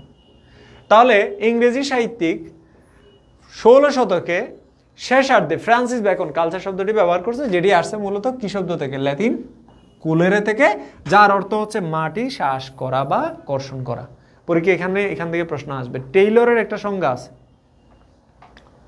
ইবি টেইলর একটা সংজ্ঞা দিয়েছে প্রিমিটিভ কালচার বইটাতে। দেখো, এই পরীক্ষায় এই যে অনেক সময় এই গ্রন্থটার নামও চলে আসতে পারে। প্রিমিটিভ কালচার গ্রন্থটা কার? টেইলরের। পরীক্ষায় বেশিরভাগ টেইলরের সংজ্ঞাটাই আছে। পরীক্ষায় বেশিরভাগ কি টেইলরের সংজ্ঞাটা আসে পরীক্ষায় আসে। টেইলরের সংজ্ঞাটাই লিখো। Culture is that complex whole which includes knowledge, belief, art, moral, laws, customs, any other capabilities and habits acquired by man as a member of society. এটা তার মানে সমাজের সদস্য হিসেবে মানুষের অর্জিত জ্ঞান, বিশ্বাস, শিল্পকলা, নৈতিকতা, আইন, রীতিনীতি, এগুলো যদি মনে রাখতে না পারো তাহলে তোমরা শুধু এটা মনে রাখবে, culture is what we are. Hour culture is what we are. আমরা যা তাই আমাদের সংস্কৃতি। এই কথাটা মনে রাখবা। হ্যাঁ, জ্ঞানমূলকের প্রশ্নে আসবে। জ্ঞানমূলকের সংস্কৃতি কাকে বলে পরীক্ষায় আসবে। সংস্কৃতি কাকে বলে? হ্যাঁ, মানে আমরা যা তাই আমাদের সংস্কৃতি। এটা তোমাকে উল্লেখ করতে হবে যে ম্যাকাবেরের মতে, কারণ ম্যাকাবেরে দিয়ে এই কথা বলছে নাকি তুমি বলছো? তুমি যদি বলো না, ম্যাকাবের বলছে, তাহলে ম্যাকাবের যেটা বলছে সেটা তুমি বলবা, ঠিক আছে? তাহলে যেটা বললাম যে culture is what we are, আমরা যা তাই আমাদের সংস্কৃতি। তার মানে এই যে তোমরা সুন্দর করে গাও, সুন্দর করে হাসো, সুন্দর করে কাঁদো, হ্যাঁ, কান্না করলে অবশ্যই নিজেকে দেখতে বিশ্রী লাগে, এটা সবাই জানি, কিন্তু তারপরেও এটা আমাদের সংস্কৃতি। তাহলে সংস্কৃতি মানে আমরা যা তাই আমাদের সংস্কৃতি, আমরা যা কিছুই করি। এই যে তোমাদেরকে পড়াচ্ছে এটা সংস্কৃতি, তোমরা পড়তেছো এটা সংস্কৃতি, তুমি কথা বলতেছো সংস্কৃতি। তার মানে সংস্কৃতি প্রধানত আমরা দুই ধরনের বলে জানি। এটা অকবার্ন বলছে। কে বলছে? অকবার্ন। তোমরা নিশ্চয়ই অকবার্নের নাম শুনেছো। অকবার্ন এবং নিমকোভের নাম শুনছো না? অকবার্ন বলছে যে সংস্কৃতি কয় ধরনের? অকবার্ন, এটা আর এন হবে, ঠিক আছে? অকবার্ন বাংলায় হচ্ছে অকবার্ন। পরীক্ষা অনেক সময় প্রশ্ন এটা আসে, অকবার্ন সংস্কৃতিকে কয় ভাগে ভাগ করেছে? সংস্কৃতিকে দুই ভাগে ভাগ করছে আর কি, এটা তো সবাই জানো। কি কি ধরনের? ভাইজন কয় ধরনের বলো? বস্তুগত আর কি অবস্তুগত। একটা হচ্ছে অবস্তুগত। তাহলে একটা হচ্ছে বস্তুগত আর একটা কি অবস্তুগত। তাহলে বস্তুগত কি অবস্তুগত কি? বস্তুগত মানে হচ্ছে যেটা দেখা যায়, ধরা যায়, ছোঁয়া যায় এবং আমরা তৈরি করেছি। তুমি আবার বলতে চাই না যে গাছ তো আমরা দেখতে পাই, ধরতে পারি, ছুঁইতে পারি, গাছ হবে না। কেন হবে না? কারণ হচ্ছে গাছটা যতক্ষণ পর্যন্ত না মানুষেরা কেটে ফেলতেছে ততক্ষণ পর্যন্ত সেটা প্রকৃতি, কেটে ফেলার পরেই সেটা সংস্কৃতি। কথা বুঝতে পারছো কিনা? তার মানে মানুষের যে জ্ঞান, মানুষের যে মেধা, মানুষের যে প্রজ্ঞা, মানুষের যে মন, সেটার দ্বারা সৃষ্ট কোনো কিছুই আমরা সংস্কৃতি বলতে পারি। তার মানে সংস্কৃতি হচ্ছে আমরা যাই করি তাই আমাদের কি সংস্কৃতি। মনে থাকবে? তাহলে সংস্কৃতি হচ্ছে কি? আমরা যা তাই আমাদের সংস্কৃতি। সংস্কৃতি দুই ধরনের, বস্তুগত এবং অবস্তুগত। বস্তুগত বলতে কোনগুলোকে বোঝাচ্ছে এখানে ব্যাখ্যা আছে। সংস্কৃতির ধরনে সোশ্যাল চেঞ্জ গ্রন্থে উইলিয়াম এফ অকবার্ন সংস্কৃতিকে দুই ভাগে ভাগ করেছেন, বস্তুগত এবং অবস্তুগত। তাহলে বস্তুগত কোনগুলো? এই যে দেখো, বস্তুগত বলতে আমরা সেইগুলো যেগুলো আমরা ধরতে পারি, দেখতে পারি, ছুঁতে পারি, যেগুলো আমরা নির্মিত, আমাদের দ্বারা নির্মিত, মানুষের নির্মিত বস্তু বা দ্রব্যের সাথে সম্পর্কিত, তাই বস্তুগত। বাড়িঘর, পোশাক পরিচ্ছদ, তৈজসপত্র ইত্যাদি, চেয়ার, টেবিল, খাতা, কলম, মোবাইল ফোন থেকে শুরু করে যা তোমার হাতে আছে, যা তুমি আর তোমার আশপাশে। গাছপালা বলা যাবে না। আবার তুমি মানুষকেও বস্তুগত সংস্কৃতির অন্তর্ভুক্ত করতে পারবে না। তোমাকে বস্তুগত সংস্কৃতির অন্তর্ভুক্ত করতে হবে সেই জিনিসগুলো যেগুলো মানুষেরা সৃষ্টি করেছে। ওকে, তাহলে এবার আসি হচ্ছে অবস্তুগত সংস্কৃতি কি? অবস্তুগত সংস্কৃতি বলতে এখানে সেটাকে বোঝায় যেটা মানুষেরা তৈরি করেছে, মানুষেরা জীবন ধারণের জন্য যেগুলো দরকার কিন্তু দেখা যায় না। যেমন ধরো আমরা কথা বলি, আমাদের কাব্য আছে। কাব্য মানে কি? কাব্য কি বস্তুগত সংস্কৃতি? কবিতা সমগ্র নিয়ে একটা বই বস্তুগত, কিন্তু কাব্য বস্তুগত না। কথা বুঝতে পারছো কিনা? কাব্য মানে কবিতা। কথা বুঝতে পারছো? তাহলে কবিতা কি দেখা যায়, ধরা যায়, ছোঁয়া যায়? অনেক সময় অনেক স্টুডেন্ট এটা ভুল করে আসে পরীক্ষা। এটা এমসিকিউতে আসে, এটা এমসিকিউতে আসে বাবুরা, তোমরা মনে রাখবা। সাহিত্য দেখা যায় না, ধরা যায় না, ছোঁয়া যায় না। সঙ্গীত তুমি গাইতে পারবা কিন্তু কেউ দেখবে না, শুনবে। এবং হচ্ছে তোমার কি নৃত্য, আমরা নাচি, নাচাটা একটা অভিনয় বা কৌতুক, এটাও অবস্তুগত। আমাদের যে শিল্পকলা, আমরা যে আঁকিবুকি করি, বিভিন্ন ধরনের আর্ট করি, এটার মিনিংটা আরেকটা বিষয় আছে, সেটা হচ্ছে সংকেত। অনেক সময় তোমরা মনে করো যে কি সংকেত বস্তুগত না, সংকেত বস্তুগত না। সাইন কখনো বস্তুগত হবে না, মনে রাখবা। যেমন ধরো আমার যদি একটা ওই অর্ধেক খাওয়া আপেলের একটা মোবাইল থাকতো, তাহলে তো আমি তোমাদেরকে এভাবে তুলে মানে দেখাতাম যে মানে আমার একটা অর্ধেক আপেল খাওয়া একটা মোবাইল আছে। তো এই যে তোমার একটা সাইন, তার মানে কি জাস্ট হচ্ছে একটা সাইন। ওই সাইনটা দেখে আমরা কোনো একটা কোম্পানিকে আমরা চিন্তা করতেছি। অর্ধেক আপেল খাওয়া এটা চিন্তা করতেছি না, আমরা একটা কোম্পানিকে, অ্যাপল কোম্পানিকে আমরা চিন্তা করতেছি। তাহলে দেখো, অথবা ধরো আগে একটা সময়ে এটা দেখালে মানুষ অনেক বেশি রাগ করতো, বাট এখন এটা কি থামস আপ, মানে এটা একটা মিন বোঝাচ্ছে যে না, এটা আমার পছন্দ হয়েছে। তাহলে এখন সময়ের সাথে সাথে সংকেতটা পরিবর্তন হচ্ছে। তাহলে সংকেত একটা অবস্তুগত সংস্কৃতি, যেটা দ্বারা আরেকটা মিন করে, আরেকটা বস্তুকে নির্দেশ করে। তাহলে আরেকটা বস্তুকে নির্দেশ করা, এটা হচ্ছে মূলত অবস্তুগত সংস্কৃতি। তাহলে সংকেতও আমাদের কি হবে? অবস্তুগত সংস্কৃতির অংশ হবে। পরীক্ষায় কাব্য অথবা সংকেত পরীক্ষায় আসতে পারে। তোমরা পরীক্ষায় যদি আসে কাব্য বা সংকেত অথবা নিচের কোনগুলো অবস্তুগত সংস্কৃতি, কি লিখবা? যে কাব্য সংকেত যদি থাকে, ধরো আছে হচ্ছে সঙ্গীত বা সাহিত্য, কাব্য, সংকেত, তাহলে উত্তর কি হবে? অবস্তুগত সংস্কৃতি, উত্তর অবশ্যই এগুলো হবে। ঠিক আছে, তো ওইটা মনে রাখবা, পরীক্ষা এখান থেকে আসে।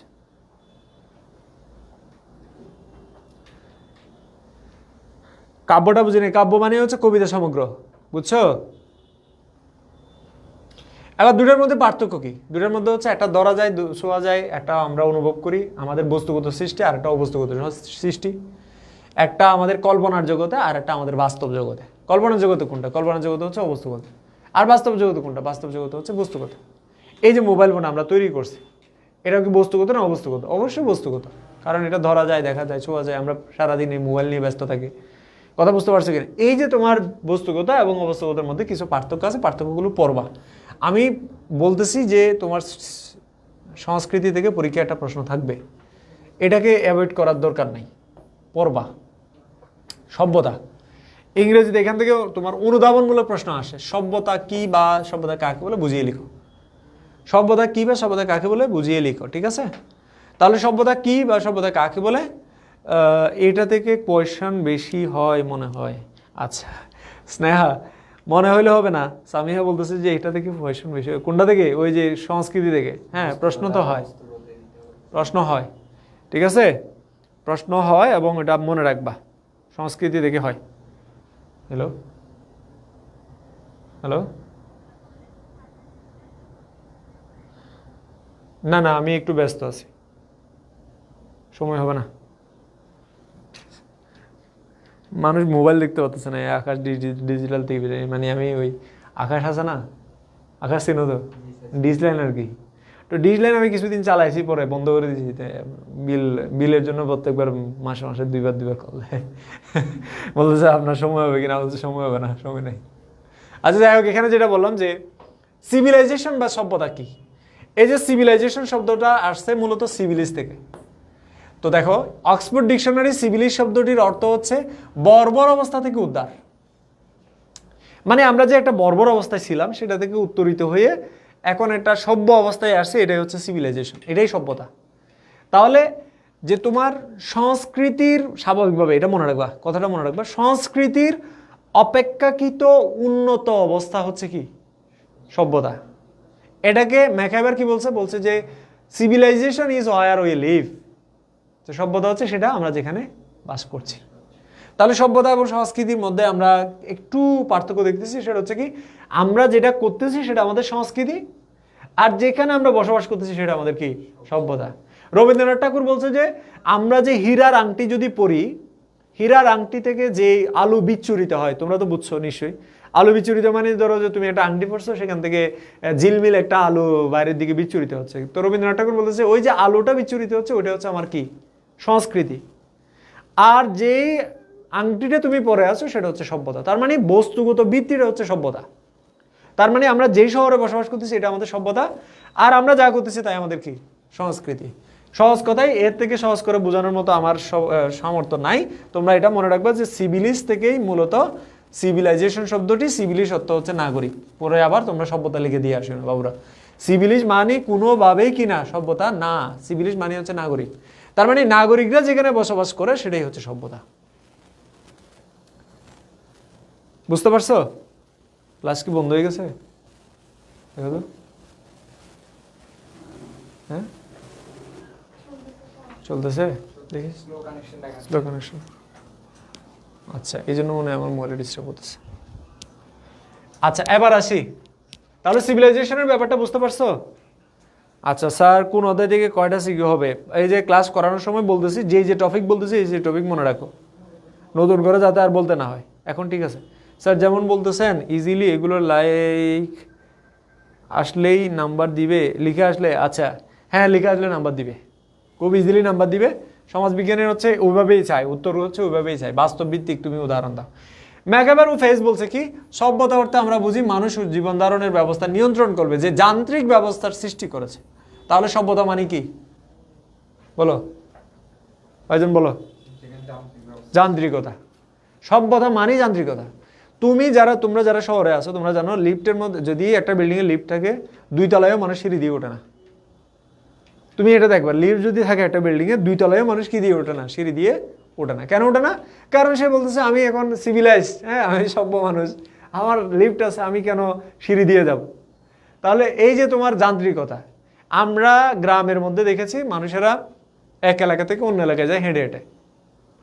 আমি হাই স্কুলে যখন পড়তাম, প্রাইমারি স্কুলে যখন পড়তাম, আমি অলমোস্ট 1 কিলোমিটার হেঁটে আমি স্কুলে যেতাম, এনজয় করতাম, বন্ধুদের সাথে আড্ডা দিয়ে কখন চলে যেতাম এটা বুঝতেই পারতাম না। এখন আমার ভাই ব্রাদার বা হচ্ছে পাড়া প্রতিবেশী যারা আছে এখন হচ্ছে তারাও একটু সিভিলাইজড হচ্ছে, যে তারা বলতেছে না এখন মানে গাড়ি দিয়ে যেতে হবে। তো এখন তো গাড়ি অ্যাভেলেবেল, ওই সময় তো আর গাড়ি এত বেশি ছিল না, যার কারণে আমরা হেঁটে গেছি। কিন্তু এখনকার যারা এরা তো কোনোভাবেই হেঁটে যাবে না, কারণ হেঁটে গেলেই এদের এটা মনে হয় যে একটু ছোটোলুকি ব্যাপার। তো এই যে তোমার মানুষ যে যান্ত্রিকতার উপরে অভ্যস্ত হয়ে যাচ্ছে, শহরের মানুষেরা কিন্তু পুরোটাই তোমার যান্ত্রিক। তাহলে যান্ত্রিকতা হচ্ছে শহরের একটা রূপ, এটা আমরা মনে রাখবো, পরীক্ষায় এমসিকিউতে আসতে পারে। শহরের একটা অন্যতম বৈশিষ্ট্য হচ্ছে যান্ত্রিকতা। তো বাকিগুলো তোমরা রিডিং পড়বা এখান থেকে। দুইটার মধ্যে সাদৃশ্য বৈসাদৃশ্য আছে, পড়বা, রিডিং পড়বা, ফাইল দিয়ে দিব। হ্যাঁ, এরপরে আমরা যাই দল বা গোষ্ঠীর বিষয়ে। পরীক্ষায় আরেকটা জায়গা থেকে এই অধ্যায়ে প্রশ্ন হয়, তাহলে আমি প্রথমে একটা টপিক বলে দেই। সংস্কৃতি সভ্যতা থেকে পরীক্ষায় প্রশ্ন পাবে একটা টপিক, সংস্কৃতি অথবা সভ্যতা, এই টপিক থেকে পরীক্ষায় প্রশ্ন পাবে।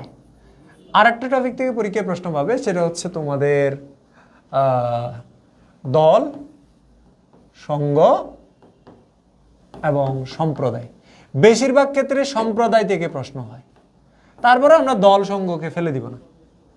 এই অধ্যায়ের ক্ষেত্রে এই টপিকগুলোই হচ্ছে বেশি গুরুত্বপূর্ণ। কথা বুঝতে পারছো? এই টপিকগুলোই হচ্ছে কি বেশি গুরুত্বপূর্ণ। তো মানুষজন হচ্ছে লাইভে কমে গেছে, কারণ আমি জানি তারা এত ধৈর্য ধরে রাখতে পারবে না, কারণ তারা ওই 1 মিনিটের রিলস দেখা পাবলিক। তো 1 মিনিটের রিলস দেখা পাবলিকরা এমনিতেই ক্লাস থেকে চলে যাবে, তাদের মানে ব্রেইনে এগুলো অ্যাবজর্ব করতে পারবে না, নিতে পারবে না। তাহলে এখন আসি আমরা হচ্ছে দল সম্পর্কে জানি। দল কি আসলে? দলকে বাংলায় বলে গোষ্ঠী, মানে দল বা গোষ্ঠী, এটাকে ইংরেজিতে বলে গ্রুপ। ইংরেজিতে কি বলে? গ্রুপ। মানে সমাজ বিজ্ঞানের মৌলিক প্রত্যয়গুলোর মধ্যে একটা অন্যতম প্রত্যয় হচ্ছে দল। দল বলতে আমরা আসলে কি বুঝি? ম্যাকঅ্যাবার বলছে যে তোমার দল হচ্ছে এমন একটা মানে সমাজের সমষ্টি, মানুষের সমষ্টি যারা পরস্পরের মধ্যে একটি সামাজিক সম্পর্ক বিদ্যমান রয়েছে।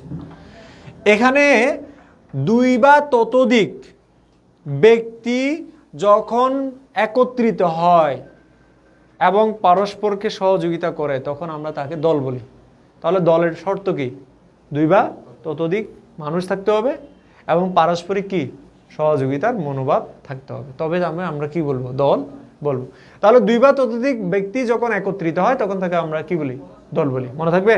তাহলে 2 বা ততোধিক ব্যক্তি যখন একত্রিত হবে তখন আমরা সেটাকে দল বলবো। মনে থাকবে? তাহলে 2 বা ততোধিক ব্যক্তি যখন একত্রিত হবে তখন সেটাকে আমরা দল বলবো।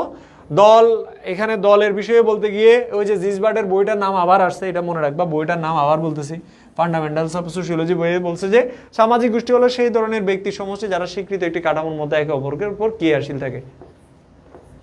তাহলে দল বা শ্রেণীকে 2 ভাগে ভাগ করা যায়।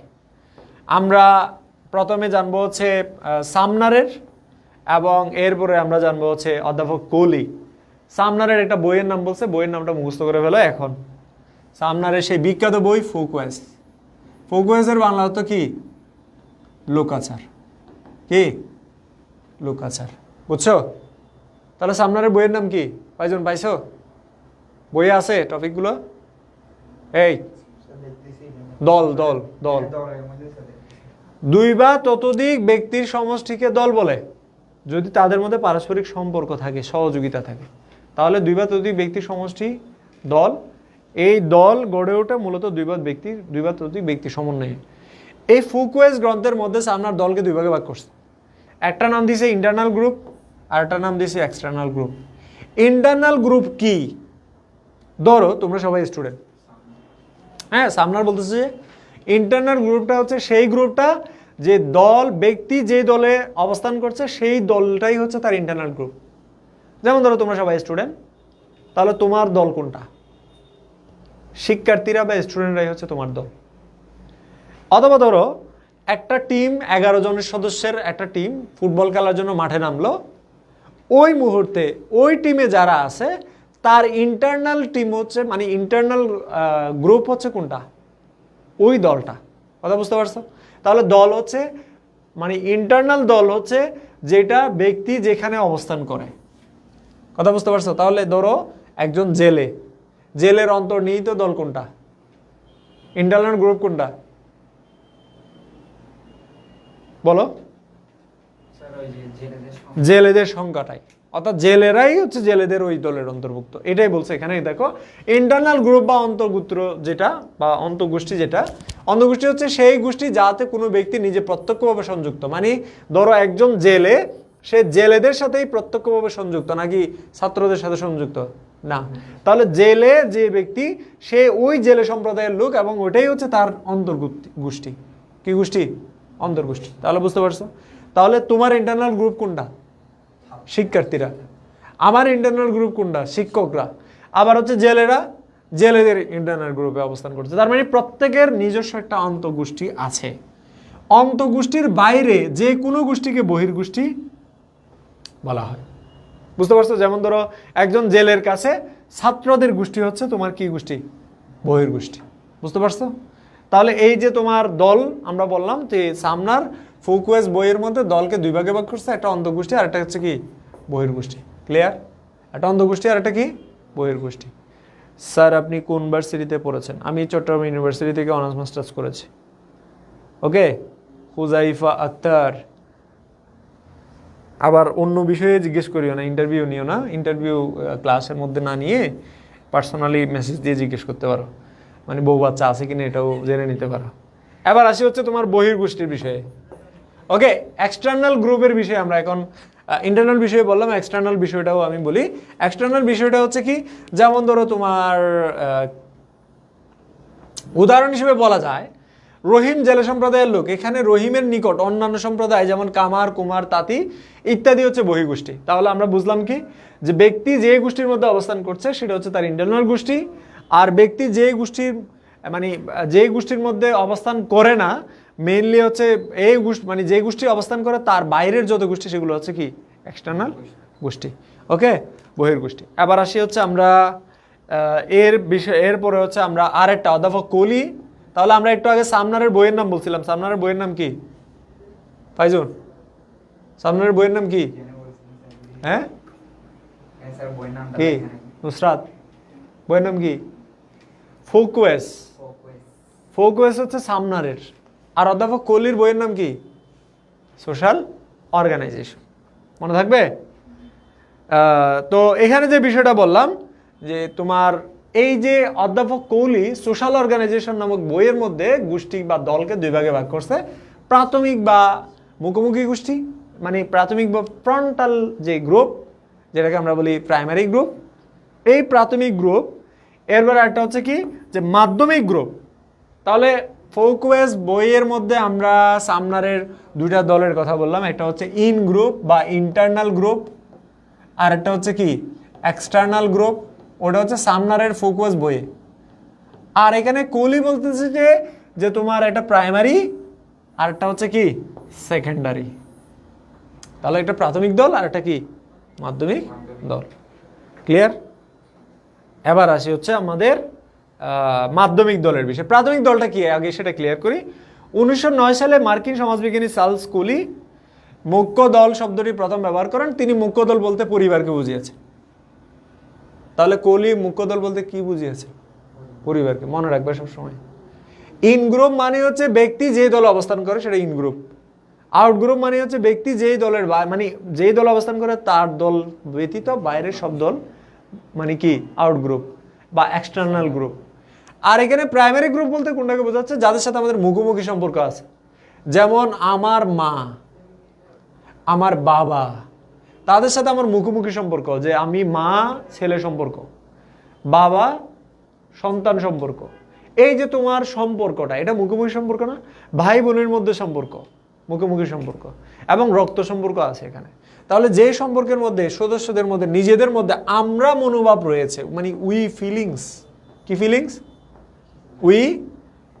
উই ফিলিংস, এটা মনে রাখবো। উই ফিলিংস যেখানে আছে, যে আমরা অনুভূতি যেখানে আছে, সেটা হচ্ছে কি প্রাইমারি গ্রুপ। আর সেকেন্ডারি গ্রুপ কোনটা? কথা বুঝতে পারছো কিনা? সেকেন্ডারি গ্রুপ কোনটা? যেটা হচ্ছে পরিবারের বাইরে। ধরো তুমি একটা ফুটবল টিমের খেলোয়াড়, ক্রিকেট টিমের খেলোয়াড়, তুমি একটা ধরো বান্ধবীদের একটা গ্রুপ তোমাদের আছে, সেটা হচ্ছে তোমার কি সেকেন্ডারি গ্রুপ। তাহলে আমরা প্রাইমারি দলের বাইরে আর যে দল আছে সেটা। তাহলে আমাদের এত এত গ্রুপ মনে রাখার দরকার নেই, আমরা শুধু মনে রাখবো অধ্যাপক সামনার, তোমরা আবার কেউ সামনারেরকে সানমার লিখে ফেলিও না। সামনার হচ্ছে তার বইয়ের নাম কি বলছে? ফোকওয়েস বইয়ের মধ্যে তিনি দলকে দুই ভাগে ভাগ করেছে। একটা হচ্ছে তিনি ইন্টারনাল গ্রুপ বলেছে, ইন্টারনাল গ্রুপকে আমরা আরেকটা নামে ডাকি, সেটা হচ্ছে কি ইন গ্রুপ বা অন্তর্গোষ্ঠী, গোষ্ঠী। আরেকটা হচ্ছে কি তোমার এক্সটার্নাল গ্রুপ, যেটাকে আমরা বলি কি আউট গ্রুপ। এক্সটার্নাল গ্রুপকে আমরা কি বলি? আউট গ্রুপও বলি, অথবা সেটাকে আমরা বলি কি বহির্গোষ্ঠী। এই বহির্গোষ্ঠী হচ্ছে আমরা সামনারের বিষয়ে পেয়েছি। আর আমরা অধ্যাপক কৌলির ক্ষেত্রে আমরা যেটা পেয়েছি তার সোশ্যাল অর্গানাইজেশন বইয়ের মধ্যে, সোশ্যাল কি অর্গানাইজেশন বইয়ের মধ্যে আমরা তার দলের দুইটা শ্রেণী পেয়েছি। একটা হচ্ছে প্রাইমারি, আর একটা কি প্রাইমারি, আর একটা হচ্ছে কি সেকেন্ডারি। ওকে, একটা প্রাইমারি আর একটা কি সেকেন্ডারি। ক্লিয়ার? তাহলে প্রাইমারি এবং সেকেন্ডারি গ্রুপ। ওকে, এবার আসে আমরা সঙ্গের বিষয়ে চলে যাই। তাহলে আমরা দল পড়া শেষ, আমাদের দল পড়া শেষ। আচ্ছা, তোমাদের মধ্যে অনেকেই যুক্ত আছো, আবার অনেকেই রেস্ট করতেছো, অনেকে একটু বিশ্রাম নিচ্ছে, পরীক্ষা দিয়ে আসছে, বিশ্রামের দরকার আছে। তো যাই হোক, ক্লাস যারা করতেছো তোমরা একটু মনোযোগ দিয়ে করো, আমি শেষ করে দিব, সমস্যা নেই। তোমরা যদি বলো যে না আমাদেরকে দাগাই দেন, আমি নিজেরা পড়ে নেব, তাও আমি করতে পারি, সমস্যা নেই। তবে আমি মনে করি যে একটু রিমাইন্ড করে দেওয়া বেটার। সঙ্গ কি? ইংরেজিতে এটাকে বলা হচ্ছে অর্গানাইজেশন। কি বলে? অর্গানাইজেশন, বা এটাকে আমরা ইংরেজিতে আমরা অ্যাসোসিয়েশনও বলি। কি বলি? অ্যাসোসিয়েশন। এটা কি আসলে? অ্যাসোসিয়েশন মানে কি, যে তোমার কিছু সংখ্যক মানুষ যখন একত্রিত হয়ে উদ্দেশ্য সাধনটা এখানে মেইন। মনে রাখবো, উদ্দেশ্য সাধনটা এখানে মেইন। দলের কোনো উদ্দেশ্য থাকে না বাবুরা, মনে রাখবা যে দলের কোনো উদ্দেশ্য থাকে না, দলের কোনো উদ্দেশ্য নাই। সংঘের উদ্দেশ্য আছে, কিন্তু সম্প্রদায়েরও কোনো কি নাই, উদ্দেশ্য নাই। তাহলে সংঘের মূল কাজ হচ্ছে উদ্দেশ্য সাধন। যেমন ধরো আমরা যেই উদ্দেশ্যেই ট্রেড ইউনিয়ন গড়ে, শিল্প বণিক সমিতি, একতা, স্পোর্টিং ক্লাব, এগুলো কেন? প্রত্যেকটা সংঘের একটা কি আছে, উদ্দেশ্য আছে। যেমন ধরো তোমার এক্সপাড়া তোমার ছাত্র সংঘ, তাহলে কেন তারা সেই ছাত্র সংঘ গড়ে তুলছে? ছাত্রদের শিক্ষা উন্নয়ন, ছাত্রদের সমস্যা সমাধানের জন্য। তাহলে উদ্দেশ্য আছে। তাহলে উদ্দেশ্য সাধনের নিমিত্তে যে গোষ্ঠী গড়ে ওঠে সেটাকে আমরা বলি কি দল, সংঘ। কি সংঘ? তাহলে সংঘ মানে হচ্ছে কিছু সংখ্যক মানুষ একত্রিত হয়ে যখন কোনো নির্দিষ্ট লক্ষ্য বা উদ্দেশ্য সাধনের মানে কি করে, যে কাজ করে, তখন তাকে আমরা বলি কি সংঘ। মনে থাকবে? আমি সহজ করে বললাম, তোমরা এখানে লেখা আছে সংঘের কয়েকটা উদাহরণ আছে। তোমরা এখানে ট্রেড ইউনিয়ন, শিল্প বণিক সমিতি, একতা, স্পোর্টিং ক্লাব, অথবা হচ্ছে তুমি ছাত্র সংঘ, শিক্ষক সংঘ, মালিক সংঘ, শ্রমিক সংঘ, যে কোনোটা লিখতে পারো। তাত্ত্বিকরা কি ব্যাখ্যা দিয়েছে দেখি। ম্যাকাবেরও ফেজ বলছে কি, ম্যাকাবেরও বলছে যে তোমার যখন কোনো উদ্দেশ্য সাধনের নিমিত্তে মুষ্টিমেয় লোক সমাজবদ্ধ হয়, তখন তাকে কি বলা হয়? সংঘ বলা হয়। কিসের নিমিত্তে? উদ্দেশ্য সাধনের নিমিত্তে। উদ্দেশ্য সাধনটা কি আসলে? উদ্দেশ্য সাধন মানে হচ্ছে সংঘের যে নির্দিষ্ট উদ্দেশ্য থাকবে। যেমন ছাত্র সংঘের উদ্দেশ্য হচ্ছে ছাত্র কল্যাণ করা, শ্রমিক সংঘের উদ্দেশ্য হচ্ছে শ্রমিকদের কল্যাণ করা, বণিক সংঘের উদ্দেশ্য হচ্ছে বণিকদের কল্যাণ করা, এরপরে হচ্ছে শিক্ষক সংঘের উদ্দেশ্য হচ্ছে শিক্ষকদের কল্যাণ করা। এই যে প্রত্যেকটা সংঘের কাজ হচ্ছে নির্দিষ্ট একটা উদ্দেশ্যকে সামনে রেখে কাজ করা।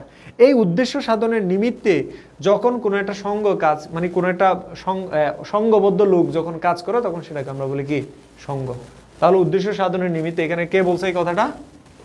ম্যাকহাইবার ও ফেস বলছে যে উদ্দেশ্য সাধনের নিমিত্তে মুষ্টিমেয় লোক সমাজবদ্ধ হয়, তখন তাকে আমরা কি বলি? এখানে সমাজবদ্ধ লিখবো না, আমরা এটাকে সংঘবদ্ধ লিখবো, ঠিক আছে? বাংলা বানানের ক্ষেত্রে এটা সংঘবদ্ধ হবে, ঠিক আছে? কি হবে? সংঘবদ্ধ আছে বইয়ে নাকি সমাজবদ্ধ আছে? এখানে হচ্ছে সংঘ একটি দল যা একটি সাধারণ স্বার্থ বা স্বার্থ সমূহ অর্জনে সংগঠিত হয়। অর্থাৎ এখানে এইটাই হচ্ছে তোমার অ্যাপ্রোপ্রিয়েট সংজ্ঞা। স্বার্থ বলতে এখানে উদ্দেশ্যটাকে বোঝাইছে, যে কি উদ্দেশ্যে তারা একত্রিত হচ্ছে। মরিস গিন্সবার্গ বলছে যে সংঘ বা সমিতি বলতে এমন এক জনগোষ্ঠীকে বোঝায় যারা এক বা একাধিক উদ্দেশ্য সাধনের জন্য একতাবদ্ধ। তারাও কিন্তু প্রত্যেকেই উদ্দেশ্য সাধনের কথাটাকে প্রায়োরিটি দিয়েছে। তাহলে উদ্দেশ্য সাধনটা এখানে মূল বিষয়। চতুর্থ অধ্যায় পড়াচ্ছি, এনামুল সাহেব চতুর্থ অধ্যায় পড়াচ্ছি। এটা তোমাদের অনেক বড় একটা অধ্যায়, সবচেয়ে বড় অধ্যায় প্রথম পত্রে। এবার দেখো, ম্যাকহাইবার বলছে যে সংঘ হচ্ছে উদ্দেশ্য সাধনের উপায় মাত্র। এই যে পরীক্ষা এমসিকিউ আসবে, এটা কার মতে সংঘ বা সমিতি উদ্দেশ্য সাধনের উপায়? এটা কে বলছে? ম্যাকহাইবার বলছে। অথবা ম্যাকহাইবারের মতে যে তোমার উদ্দেশ্য সাধনের উপায় কোনটি? ম্যাকহাইবারের মতে উদ্দেশ্য সাধনের উপায় কোনটি? দল, সংঘ, সম্প্রদায় নাকি সমাজ? কোনটা বলো? সংঘ। এটা হচ্ছে উত্তর। তাহলে উদ্দেশ্য সাধনের উপায় মাত্র হচ্ছে সংঘ। এবার আসি আমরা সংঘের বৈশিষ্ট্য কি কি কি বৈশিষ্ট্য থাকলে এখন আমরা তোমরা বলতে পারো যে বৈশিষ্ট্যগুলো কেন পড়বো? বৈশিষ্ট্যগুলো পড়বো আমরা হচ্ছে বিশেষ করে যে বহুপদী সমাপ্তি সূচক, অর্থাৎ হচ্ছে ওই যে নিচের কোনগুলো সঠিক উত্তর দাও, এরকম সংঘের বৈশিষ্ট্য লিখো। সেই ক্ষেত্রেও আমরা উত্তর করতে পারি। সংঘের কি কি বৈশিষ্ট্য থাকা লাগবে? সংগঠিত কাঠামো, প্রত্যেকটা সংঘের সংগঠিত কাঠামো থাকা লাগবে। সংগঠিত কাঠামো মানে কি? সেখানে সভাপতি, সেক্রেটারি থাকবে, সেখানে সদস্যদের বিভিন্ন দাপ্তরিক কাজে একজন নিয়োজিত থাকবে। তার মানে একটা সাংগঠনিক কাঠামো থাকবে। যেমন তোমরা দেখো না, শ্রমিক ইউনিয়ন, তারপরে বণিক ইউনিয়ন, ছাত্র ইউনিয়ন, ক্রীড়া ইউনিয়ন, এরকম আছে না? এই যে বিভিন্ন ধরনের ইউনিয়নগুলো আছে, এই ইউনিয়নগুলো মানে হচ্ছে সেখানে যে তোমার সুনির্দিষ্ট কি আছে? কাঠামো আছে। সেখানে একজন সভাপতি বা প্রধান আছে, পর্যায়ক্রমিকভাবে অন্যান্য দায়িত্বশীলও আছে। নির্দিষ্ট লক্ষ্য, প্রত্যেকটা সঙ্গে নির্দিষ্ট লক্ষ্য বা উদ্দেশ্য আছে। এরপরে হচ্ছে কি যে নিয়ম নীতি শৃঙ্খলা, প্রত্যেকটা সঙ্গের একটা সংবিধান আছে। তুমি মনে করো যে তোমার গ্রামের মধ্যে একটা কি আছে, যে ক্রীড়া সংঘ আছে।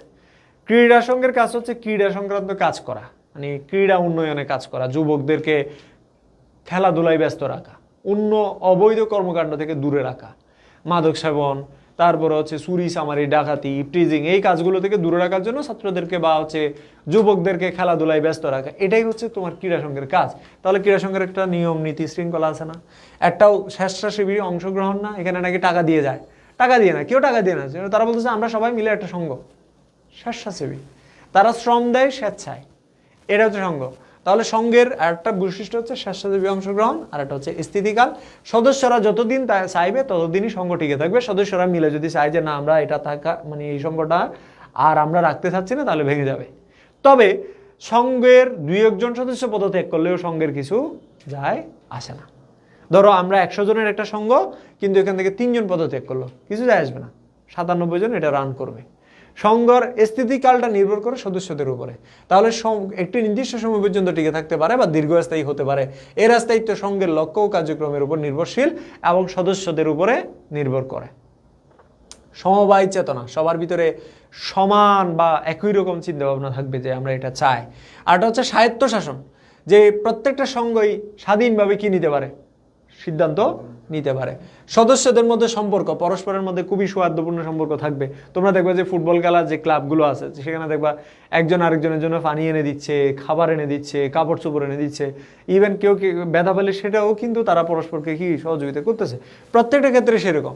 যেমন ধরো তোমরা বাংলাদেশের মধ্যে যেটা ঘটে আর কি, যে ধরো একজন ড্রাইভারকে তুমি মারছো, হ্যাঁ, তো ড্রাইভার এনিহাও একটু আক্রান্ত হইলো বা ব্যথা পাইলো, সেই হসপিটালে ভর্তি হয়েছে। বাকি ড্রাইভাররা বলতেছে যে আমাদের লোককে মারছে, আমরা গাড়ি চালাবো না। তো এটা হচ্ছে তোমার কি শ্রমিক সংঘের একটা উদাহরণ। শ্রমিক সংঘগুলো নিজেদের স্বার্থে, মানে তাদের উদ্দেশ্যের মধ্যেই লেখা থাকে যে আমাদের স্বার্থে আঘাত লাগলে আমরা কি করব? কর্মবিরতি দিব বা কাজ করব না।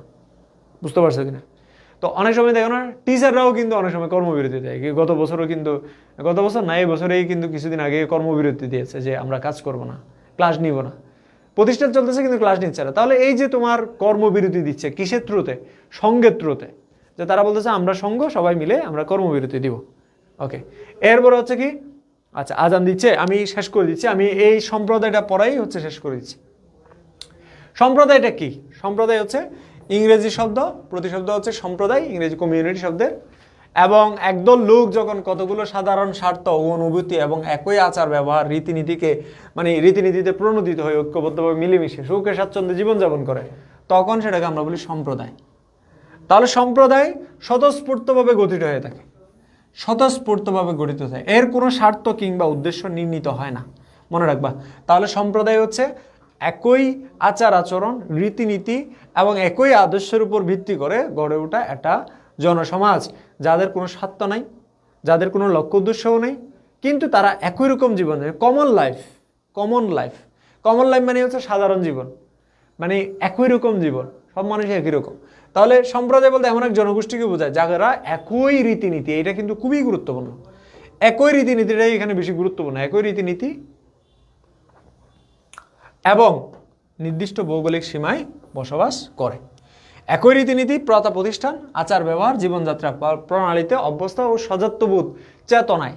সজাত্যবোধ মানে কি? সজাত্যবোধ মানে হচ্ছে নিজ জাতিকে অন্য জাতির চেয়ে বড় করে দেখার যে প্রবণতা। যেমন ধরো চাটগাঁইয়ারা অন্যান্য এলাকার যারা আছে তাদেরকে বলে বঙ্গিয়া। তো এই যে তোমার চাটগাঁইয়ারা নিজেদেরকে যে তোমার অন্যান্য সম্প্রদায় থেকে মানে নিচু মনে করতেছে যে দে আর সুপেরিয়র, এই যে প্রবণতাটা, এটাই হচ্ছে সজাত্যবোধ। তাহলে নিজ সম্প্রদায়ের লোকদেরকে অন্য সম্প্রদায়ের লোকের চেয়ে মানে অন্য সম্প্রদায়ের লোকের সংস্কৃতির চেয়ে বড় করে দেখার যে প্রবণতা, সেটাই হচ্ছে সজাত্যবোধ। এটা প্রত্যেকটা সম্প্রদায়ের মানুষের মধ্যে থাকে। তাহলে সম্প্রদায়ের মধ্যে এই জিনিসটা থাকে। এবার সম্প্রদায়ের বিষয়ে বিভিন্নজন বিভিন্ন সংজ্ঞা দিয়েছে, আমরা সম্প্রদায়ের বিষয়ে বলতে পারি। যেমন বিভিন্ন সম্প্রদায় আছে, যেমন হিন্দু সম্প্রদায়, মুসলিম সম্প্রদায়, বৌদ্ধ সম্প্রদায়, খ্রিস্টান সম্প্রদায়, চাকমা সম্প্রদায়, মারমা সম্প্রদায়, এগুলো হচ্ছে একটা কি সম্প্রদায়। দেখবা মুসলিমরা সবাই একই রকম জীবনযাপন করতেছে, একই রীতিনীতি, হিন্দুরা একই রীতিনীতি, মারমারা একই রীতিনীতি, চাকমারা একই রীতিনীতি। কথা বুঝতে পারছো কিনা? তাহলে সম্প্রদায় হচ্ছে এভাবেই গড়ে ওঠে, সম্প্রদায়ের একই সমজাতীয় জীবন সেখানে অন্তর্ভুক্ত। সম্প্রদায় হবে, তাঁতি কামার হবে, এবং হচ্ছে তারা যদি একই রকম জীবন থাকে সম্প্রদায় হবে, অবশ্যই হবে। এটা খুবই সুন্দর একটা প্রশ্ন, সিকিউর প্রশ্নের মধ্যে এরকম আসতে পারে যে সম্প্রদায় মানে জেলে সম্প্রদায়ের লোক অথবা জেলে গোষ্ঠীর লোক বললো, তো এখন একই রকম জীবন যেহেতু, তাহলে অবশ্যই সেটা কি হবে? সম্প্রদায় হবে। তাহলে জেলে পল্লীতে যারা বসবাস করে তারা হচ্ছে কি জেলে সম্প্রদায়, বুঝতে পারছো? এরকম সম্প্রদায় হবে, মানে একই রীতিনীতি হইলে হবে। ম্যাকাবের কি বলছে দেখো, যখন কোনো একটি সূত্র বা বড় গোষ্ঠীভুক্ত সদস্যরা এমনভাবে বসবাস করে যে তারা কোনো বিশেষ স্বার্থে অংশগ্রহণ না করে বরং এক সাধারণ জীবনের মৌলিক প্রয়োজনে অংশগ্রহণ করে, তাহলে স্বার্থের জন্য নয় বরং নিজেদের যে তোমার মৌলিক প্রয়োজন থেকেই তারা এক জায়গায় অবস্থান করতেছে। যেমন তুমি যে জেলের কথা বলছো, এই যে জেলে সম্প্রদায় তারা কেন এক জায়গায় বসবাস করে? সেটা হচ্ছে কি যে তোমার জেলে সবাই এক জায়গায় বসবাস করে কারণ হচ্ছে তাদের প্রয়োজন থেকে পরস্পরকে সহযোগিতা করবে, এই প্রয়োজন থেকে, বুঝতে পারছো কিনা? তাহলে জেলে সম্প্রদায়রা একত্রে বসবাস করে এই কারণে। সমাজের স্বাভাবিকভাবে সম্প্রদায় গড়ে ওঠে, তাহলে গ্রিক দার্শনিক এরিস্টটল বলতেছে স্বাভাবিকভাবে সম্প্রদায় গড়ে উঠে যায়, এটা গড়ে তুলতে হয় না। গড়ে তুলতে হয়, এই যে বস্তি সম্প্রদায়ের মানুষ, বস্তি গড়ে উঠলো, স্বাভাবিকভাবে গড়ে উঠলো। জেলে সম্প্রদায়, কামার সম্প্রদায়, কুমার সম্প্রদায়, কৃষক সম্প্রদায় গড়ে উঠেছে, স্বাভাবিকভাবে গড়ে উঠেছে প্রয়োজন থেকে। তাহলে সম্প্রদায় কিনসলে ডেভিস বলতে চায় সম্প্রদায় হচ্ছে এমন একটা নির্দিষ্ট স্থানের জনসমষ্টি যারা সকলে একই সামাজিক রীতিনীতিতে। এখানে আমরা যদি একটু সহজ করে বলি, সম্প্রদায় হচ্ছে একটা জনসমষ্টি, কি জনসমষ্টি, আর হচ্ছে সমজাতীয় কি জীবন পদ্ধতি, সমজাতীয় কি জীবন পদ্ধতি, আর একটা হচ্ছে কি নির্দিষ্ট ভৌগোলিক এলাকা। তাহলে কি কি বললাম বলো? একটা নির্দিষ্ট জনসমষ্টি সমজাতীয় জীবন পদ্ধতি অনুসরণের মাধ্যমে একটা নির্দিষ্ট ভৌগোলিক এলাকায় বাস করলে তাদেরকে আমরা কি বলি? সম্প্রদায় বলি। মনে থাকবে, একটা জনসমষ্টি যখন সমজাতীয় জীবন পদ্ধতি অনুসরণের মাধ্যমে নির্দিষ্ট ভৌগোলিক এলাকায় বাস করে তখন আমরা তাদেরকে বলি সম্প্রদায়। আচ্ছা, প্রীতি বলতেছে আজকে আবার সমাজবিজ্ঞান ক্লাস আছে, এটা ডিপেন্ড করতেছে যে তোমাদের ইন্টারেস্টের উপরে। আমি মনে হয় আজকে না নিলেই বেটার হবে। হ্যাঁ, আজকে ওদেরটা শেষ করে দিয়ে আমি মনে হয় আজকে আর করাবো না, পরে আবার শিডিউল দিব যাতে তোমরা। ম্যাকাবার কি বলছে দেখো, ম্যাকাবারের এই তত্ত্বটা পরীক্ষায় আসে, এটা একটু মনে রাখবে। ম্যাকাবারের মতে সম্প্রদায়ের প্রধান বৈশিষ্ট্য হচ্ছে দুটি, অঞ্চল এবং সম্প্রদায়গত মানসিকতা। তাহলে ম্যাকাবারের মতে কয়টি উপাদান সম্প্রদায়ের থাকা দরকার? মনে থাকবে, পরীক্ষায় এটা আসবে, বলবে যে এটা ব্যাখ্যা করো। ম্যাকাবারের মতে সম্প্রদায়ের দুটি উপাদান ব্যাখ্যা করো, অথবা সম্প্রদায়ের বৈশিষ্ট্য ব্যাখ্যা করো। ম্যাকাবারের মতে সম্প্রদায়ের বৈশিষ্ট্য হচ্ছে কি কি বলছে? অঞ্চল মানে একটা নির্দিষ্ট এলাকা, আর হচ্ছে কি সম্প্রদায়গত মানসিকতা। সম্প্রদায়গত কি মানসিকতা। তাহলে এটা হচ্ছে কি যে তোমার অঞ্চল বা এলাকা, আর এটা হচ্ছে সম্প্রদায়গত মানসিকতা। তাহলে অঞ্চল বা এলাকা কি? যে তোমার নির্দিষ্ট অঞ্চলে বসবাস করে। নাস্তার ব্যবস্থা করো না, আনছো? আচ্ছা, যেটা বললাম যে অঞ্চল বা এরিয়া, যে কোনো সম্প্রদায় একটি নির্দিষ্ট অঞ্চলে বসবাস করে, এই অঞ্চলে বসবাসকারী সম্প্রদায়ের লোকেরা একটি নিবিড় বন্ধনে বাধা থাকে। যেমন ধরো আমরা পার্বত্য চট্টগ্রামের চাকমাদের কথা বলি, কোথায় বাস করে? পার্বত্য চট্টগ্রামে বাস করে। তারা কি সব জায়গায় ছড়িয়ে ছিটিয়ে বাস করে? না, জেলে পল্লীর মানুষেরা সমুদ্রের তীরেই বসবাস করে। তাহলে একটা নির্দিষ্ট এলাকা, অঞ্চলের কথা বলছে যেটা ম্যাকাবার। আর একটা বলছে সম্প্রদায়গত মানসিকতা। সম্প্রদায়গত মানসিকতার ব্যাপারটা কি? সম্প্রদায়গত মানসিকতার ব্যাপারটা মানে হচ্ছে কি যে তারা যে একটা সম্প্রদায়, এটা তারা সবসময় মাথায় রাখে। মানে তারা অন্যদের সাথে অন্যদের কালচারকে রপ্ত না করে, বরং নিজেদের সংস্কৃতিটাকে কি করে, নিজেদের রীতিনীতি, নিজেদের প্রথাকে তারা গুরুত্ব দেয়। ভাইয়া পিডিএফ দিব। হ্যাঁ, পিডিএফ। আচ্ছা, কি বলতেছে সাদিয়া? কি বললো সাদিয়া? বলতেছে আজকে মনে হয় অফিসে ক্লাস করতে গেলে নাস্তা করতে পারতাম। সাদিয়া চলে আসো, হ্যাঁ চলে আসো, পড়ালেখার এই ট্র্যাডিশনাল নাস্তা খাইতে পারবা, ঐতিহ্যবাহী নাস্তা। তোমাদের মোর্শেদ ভাই আমাদেরকে ঐতিহ্যবাহী নাস্তা খাওয়ায়। তাহলে আমরা সম্প্রদায়ের আরেকটু কমন, আমরা তাহলে এরিস্টটল তোমার ম্যাকাবারের মধ্যে কয়টা বৈশিষ্ট্য? একটা হচ্ছে ভৌগোলিক এলাকা, আর একটা কি সম্প্রদায়গত চেতনা। দুইটা জিনিস আমরা জানলাম। তাহলে এখন আমরা আরও কিছু বৈশিষ্ট্য জানবো। তাহলে আমরা একটু আগে যেটা বললাম যে তোমার একটা এলাকা আর একটা সম্প্রদায়গত মানসিকতা বা চেতনা, যেটাকে কমিউনিটি সেন্টিমেন্ট বলে। আরও কিছু বৈশিষ্ট্য যেগুলো থাকা দরকার, তার মধ্যে একটা হচ্ছে ভৌগোলিক এলাকা। এটা তো ম্যাকাবারও বলছে ভৌগোলিক এলাকার কথা, অঞ্চলের কথা। সাধারণ জীবন মানে হচ্ছে কমন লাইফ স্টাইল। এখানে বারবার সাধারণ শব্দটা মানে কি বোঝাচ্ছে? কমন। তোমরা ওই ম্যাথের মধ্যে কমন নিতে না? যেমন ধরো তোমার 2a + 4a, তো এখন এখানে আমি 2a কমন নিতে পারি। এই যে কমন নিতে এরকম আগে 2a কমন নেওয়া, তো 2a কমন নেওয়া। কমন মানে হচ্ছে সাধারণ, দুটার মধ্যে যেটা যায়, সব মানুষের মধ্যে যেটা যায় সেটা হচ্ছে সাধারণ। এটাই এখানে কমন বলছে। তারা সাধারণ জীবন দ্বারা সম্প্রদায়ের সব মানুষই, যেমন ধরো জেলেরা একই রকম খাবার খায়, একই রকম পোশাক, একই রকম সংস্কৃতি, একই রকম ধর্ম, একই রকম বিশ্বাস এরা উদযাপন করে। পারস্পরিক সম্পর্ক খুবই ঘনিষ্ঠ সম্পর্ক, একজন আরেকজনের বিপদে এগিয়ে আসে। একতা ও সংগতি, তাদের মধ্যে একদম ইউনিটি এবং সলিডারিটি খুব ভালো করে দেখে। সামাজিক মূল্যবোধ তাদের মধ্যে রয়েছে, যেটাকে আমরা বলি শেয়ার্ড ভ্যালু। এবং সাধারণ স্বার্থ, প্রত্যেকেরই একটা সাধারণ স্বার্থ রয়েছে, অভিন্ন স্বার্থ, মানে প্রত্যেকে নিরাপত্তা, সেবা ও সংস্কৃতি সংরক্ষণ করে থাকে, এবং এটাই হচ্ছে তাদের কমন স্বার্থ।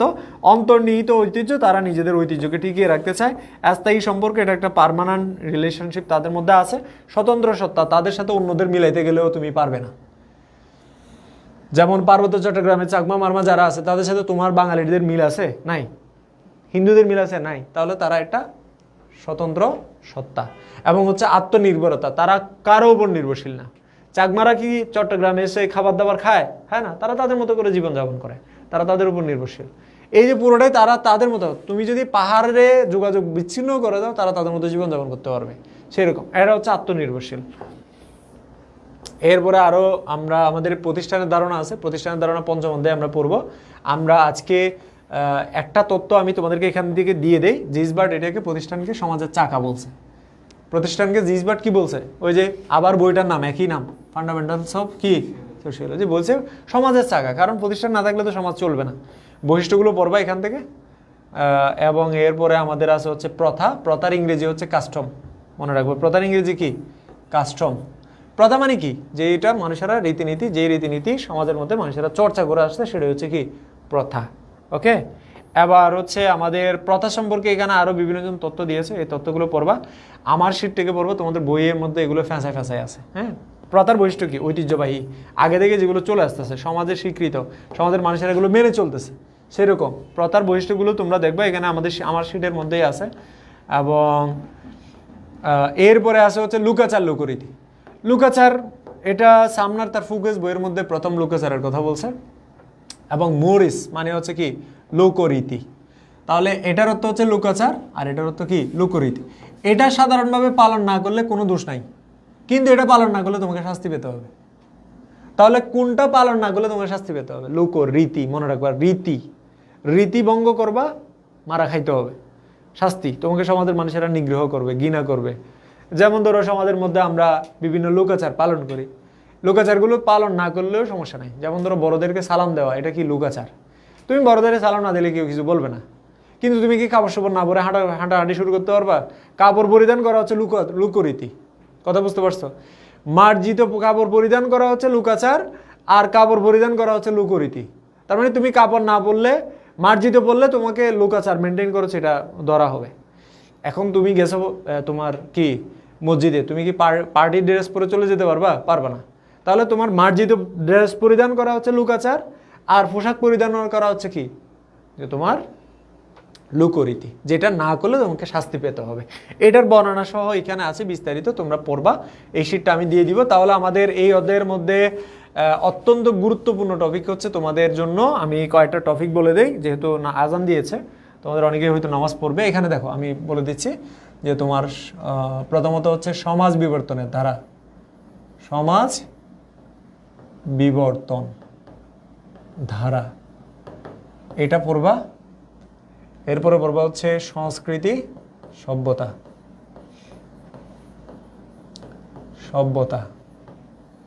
এরপরে পড়বা হচ্ছে কি দল, সংঘ, সম্প্রদায়। বিশেষ করে পড়বা হচ্ছে সম্প্রদায়। প্রশ্ন এখান থেকে বেশি হয়। আর একটা জিনিস পড়বে, সেটা হচ্ছে কি সামাজিক নিরাপত্তা, সামাজিক নিয়ন্ত্রণ, সামাজিক নিয়ন্ত্রণ, হ্যাঁ, সামাজিক নিয়ন্ত্রণ, এটাও পড়বা। এই টপিকগুলো এই অধ্যায় থেকে পড়ো, হয়ে যাবে। এই অধ্যায়টার সামারি আমি তোমাদেরকে যদি সামনা রোশন আচ্ছা,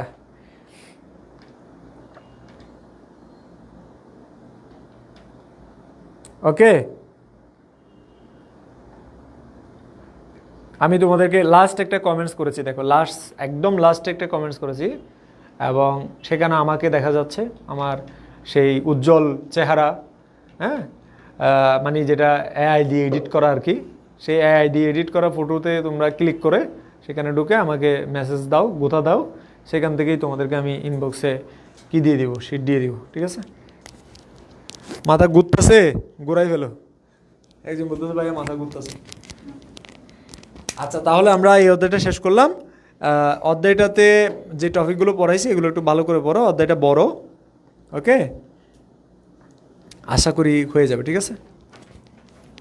তাহলে আজকে আমরা সমাজবিজ্ঞানের এটুকুই রাখলাম, ঠিক আছে? আমরা এখন বাসায় চলে যাব। তোমরা যারা রেস্ট করার তোমরা রেস্ট করো, আর যারা আগে থেকে রেস্ট করতেছিল তোমরা রেস্টেই থাকো, ঠিক আছে?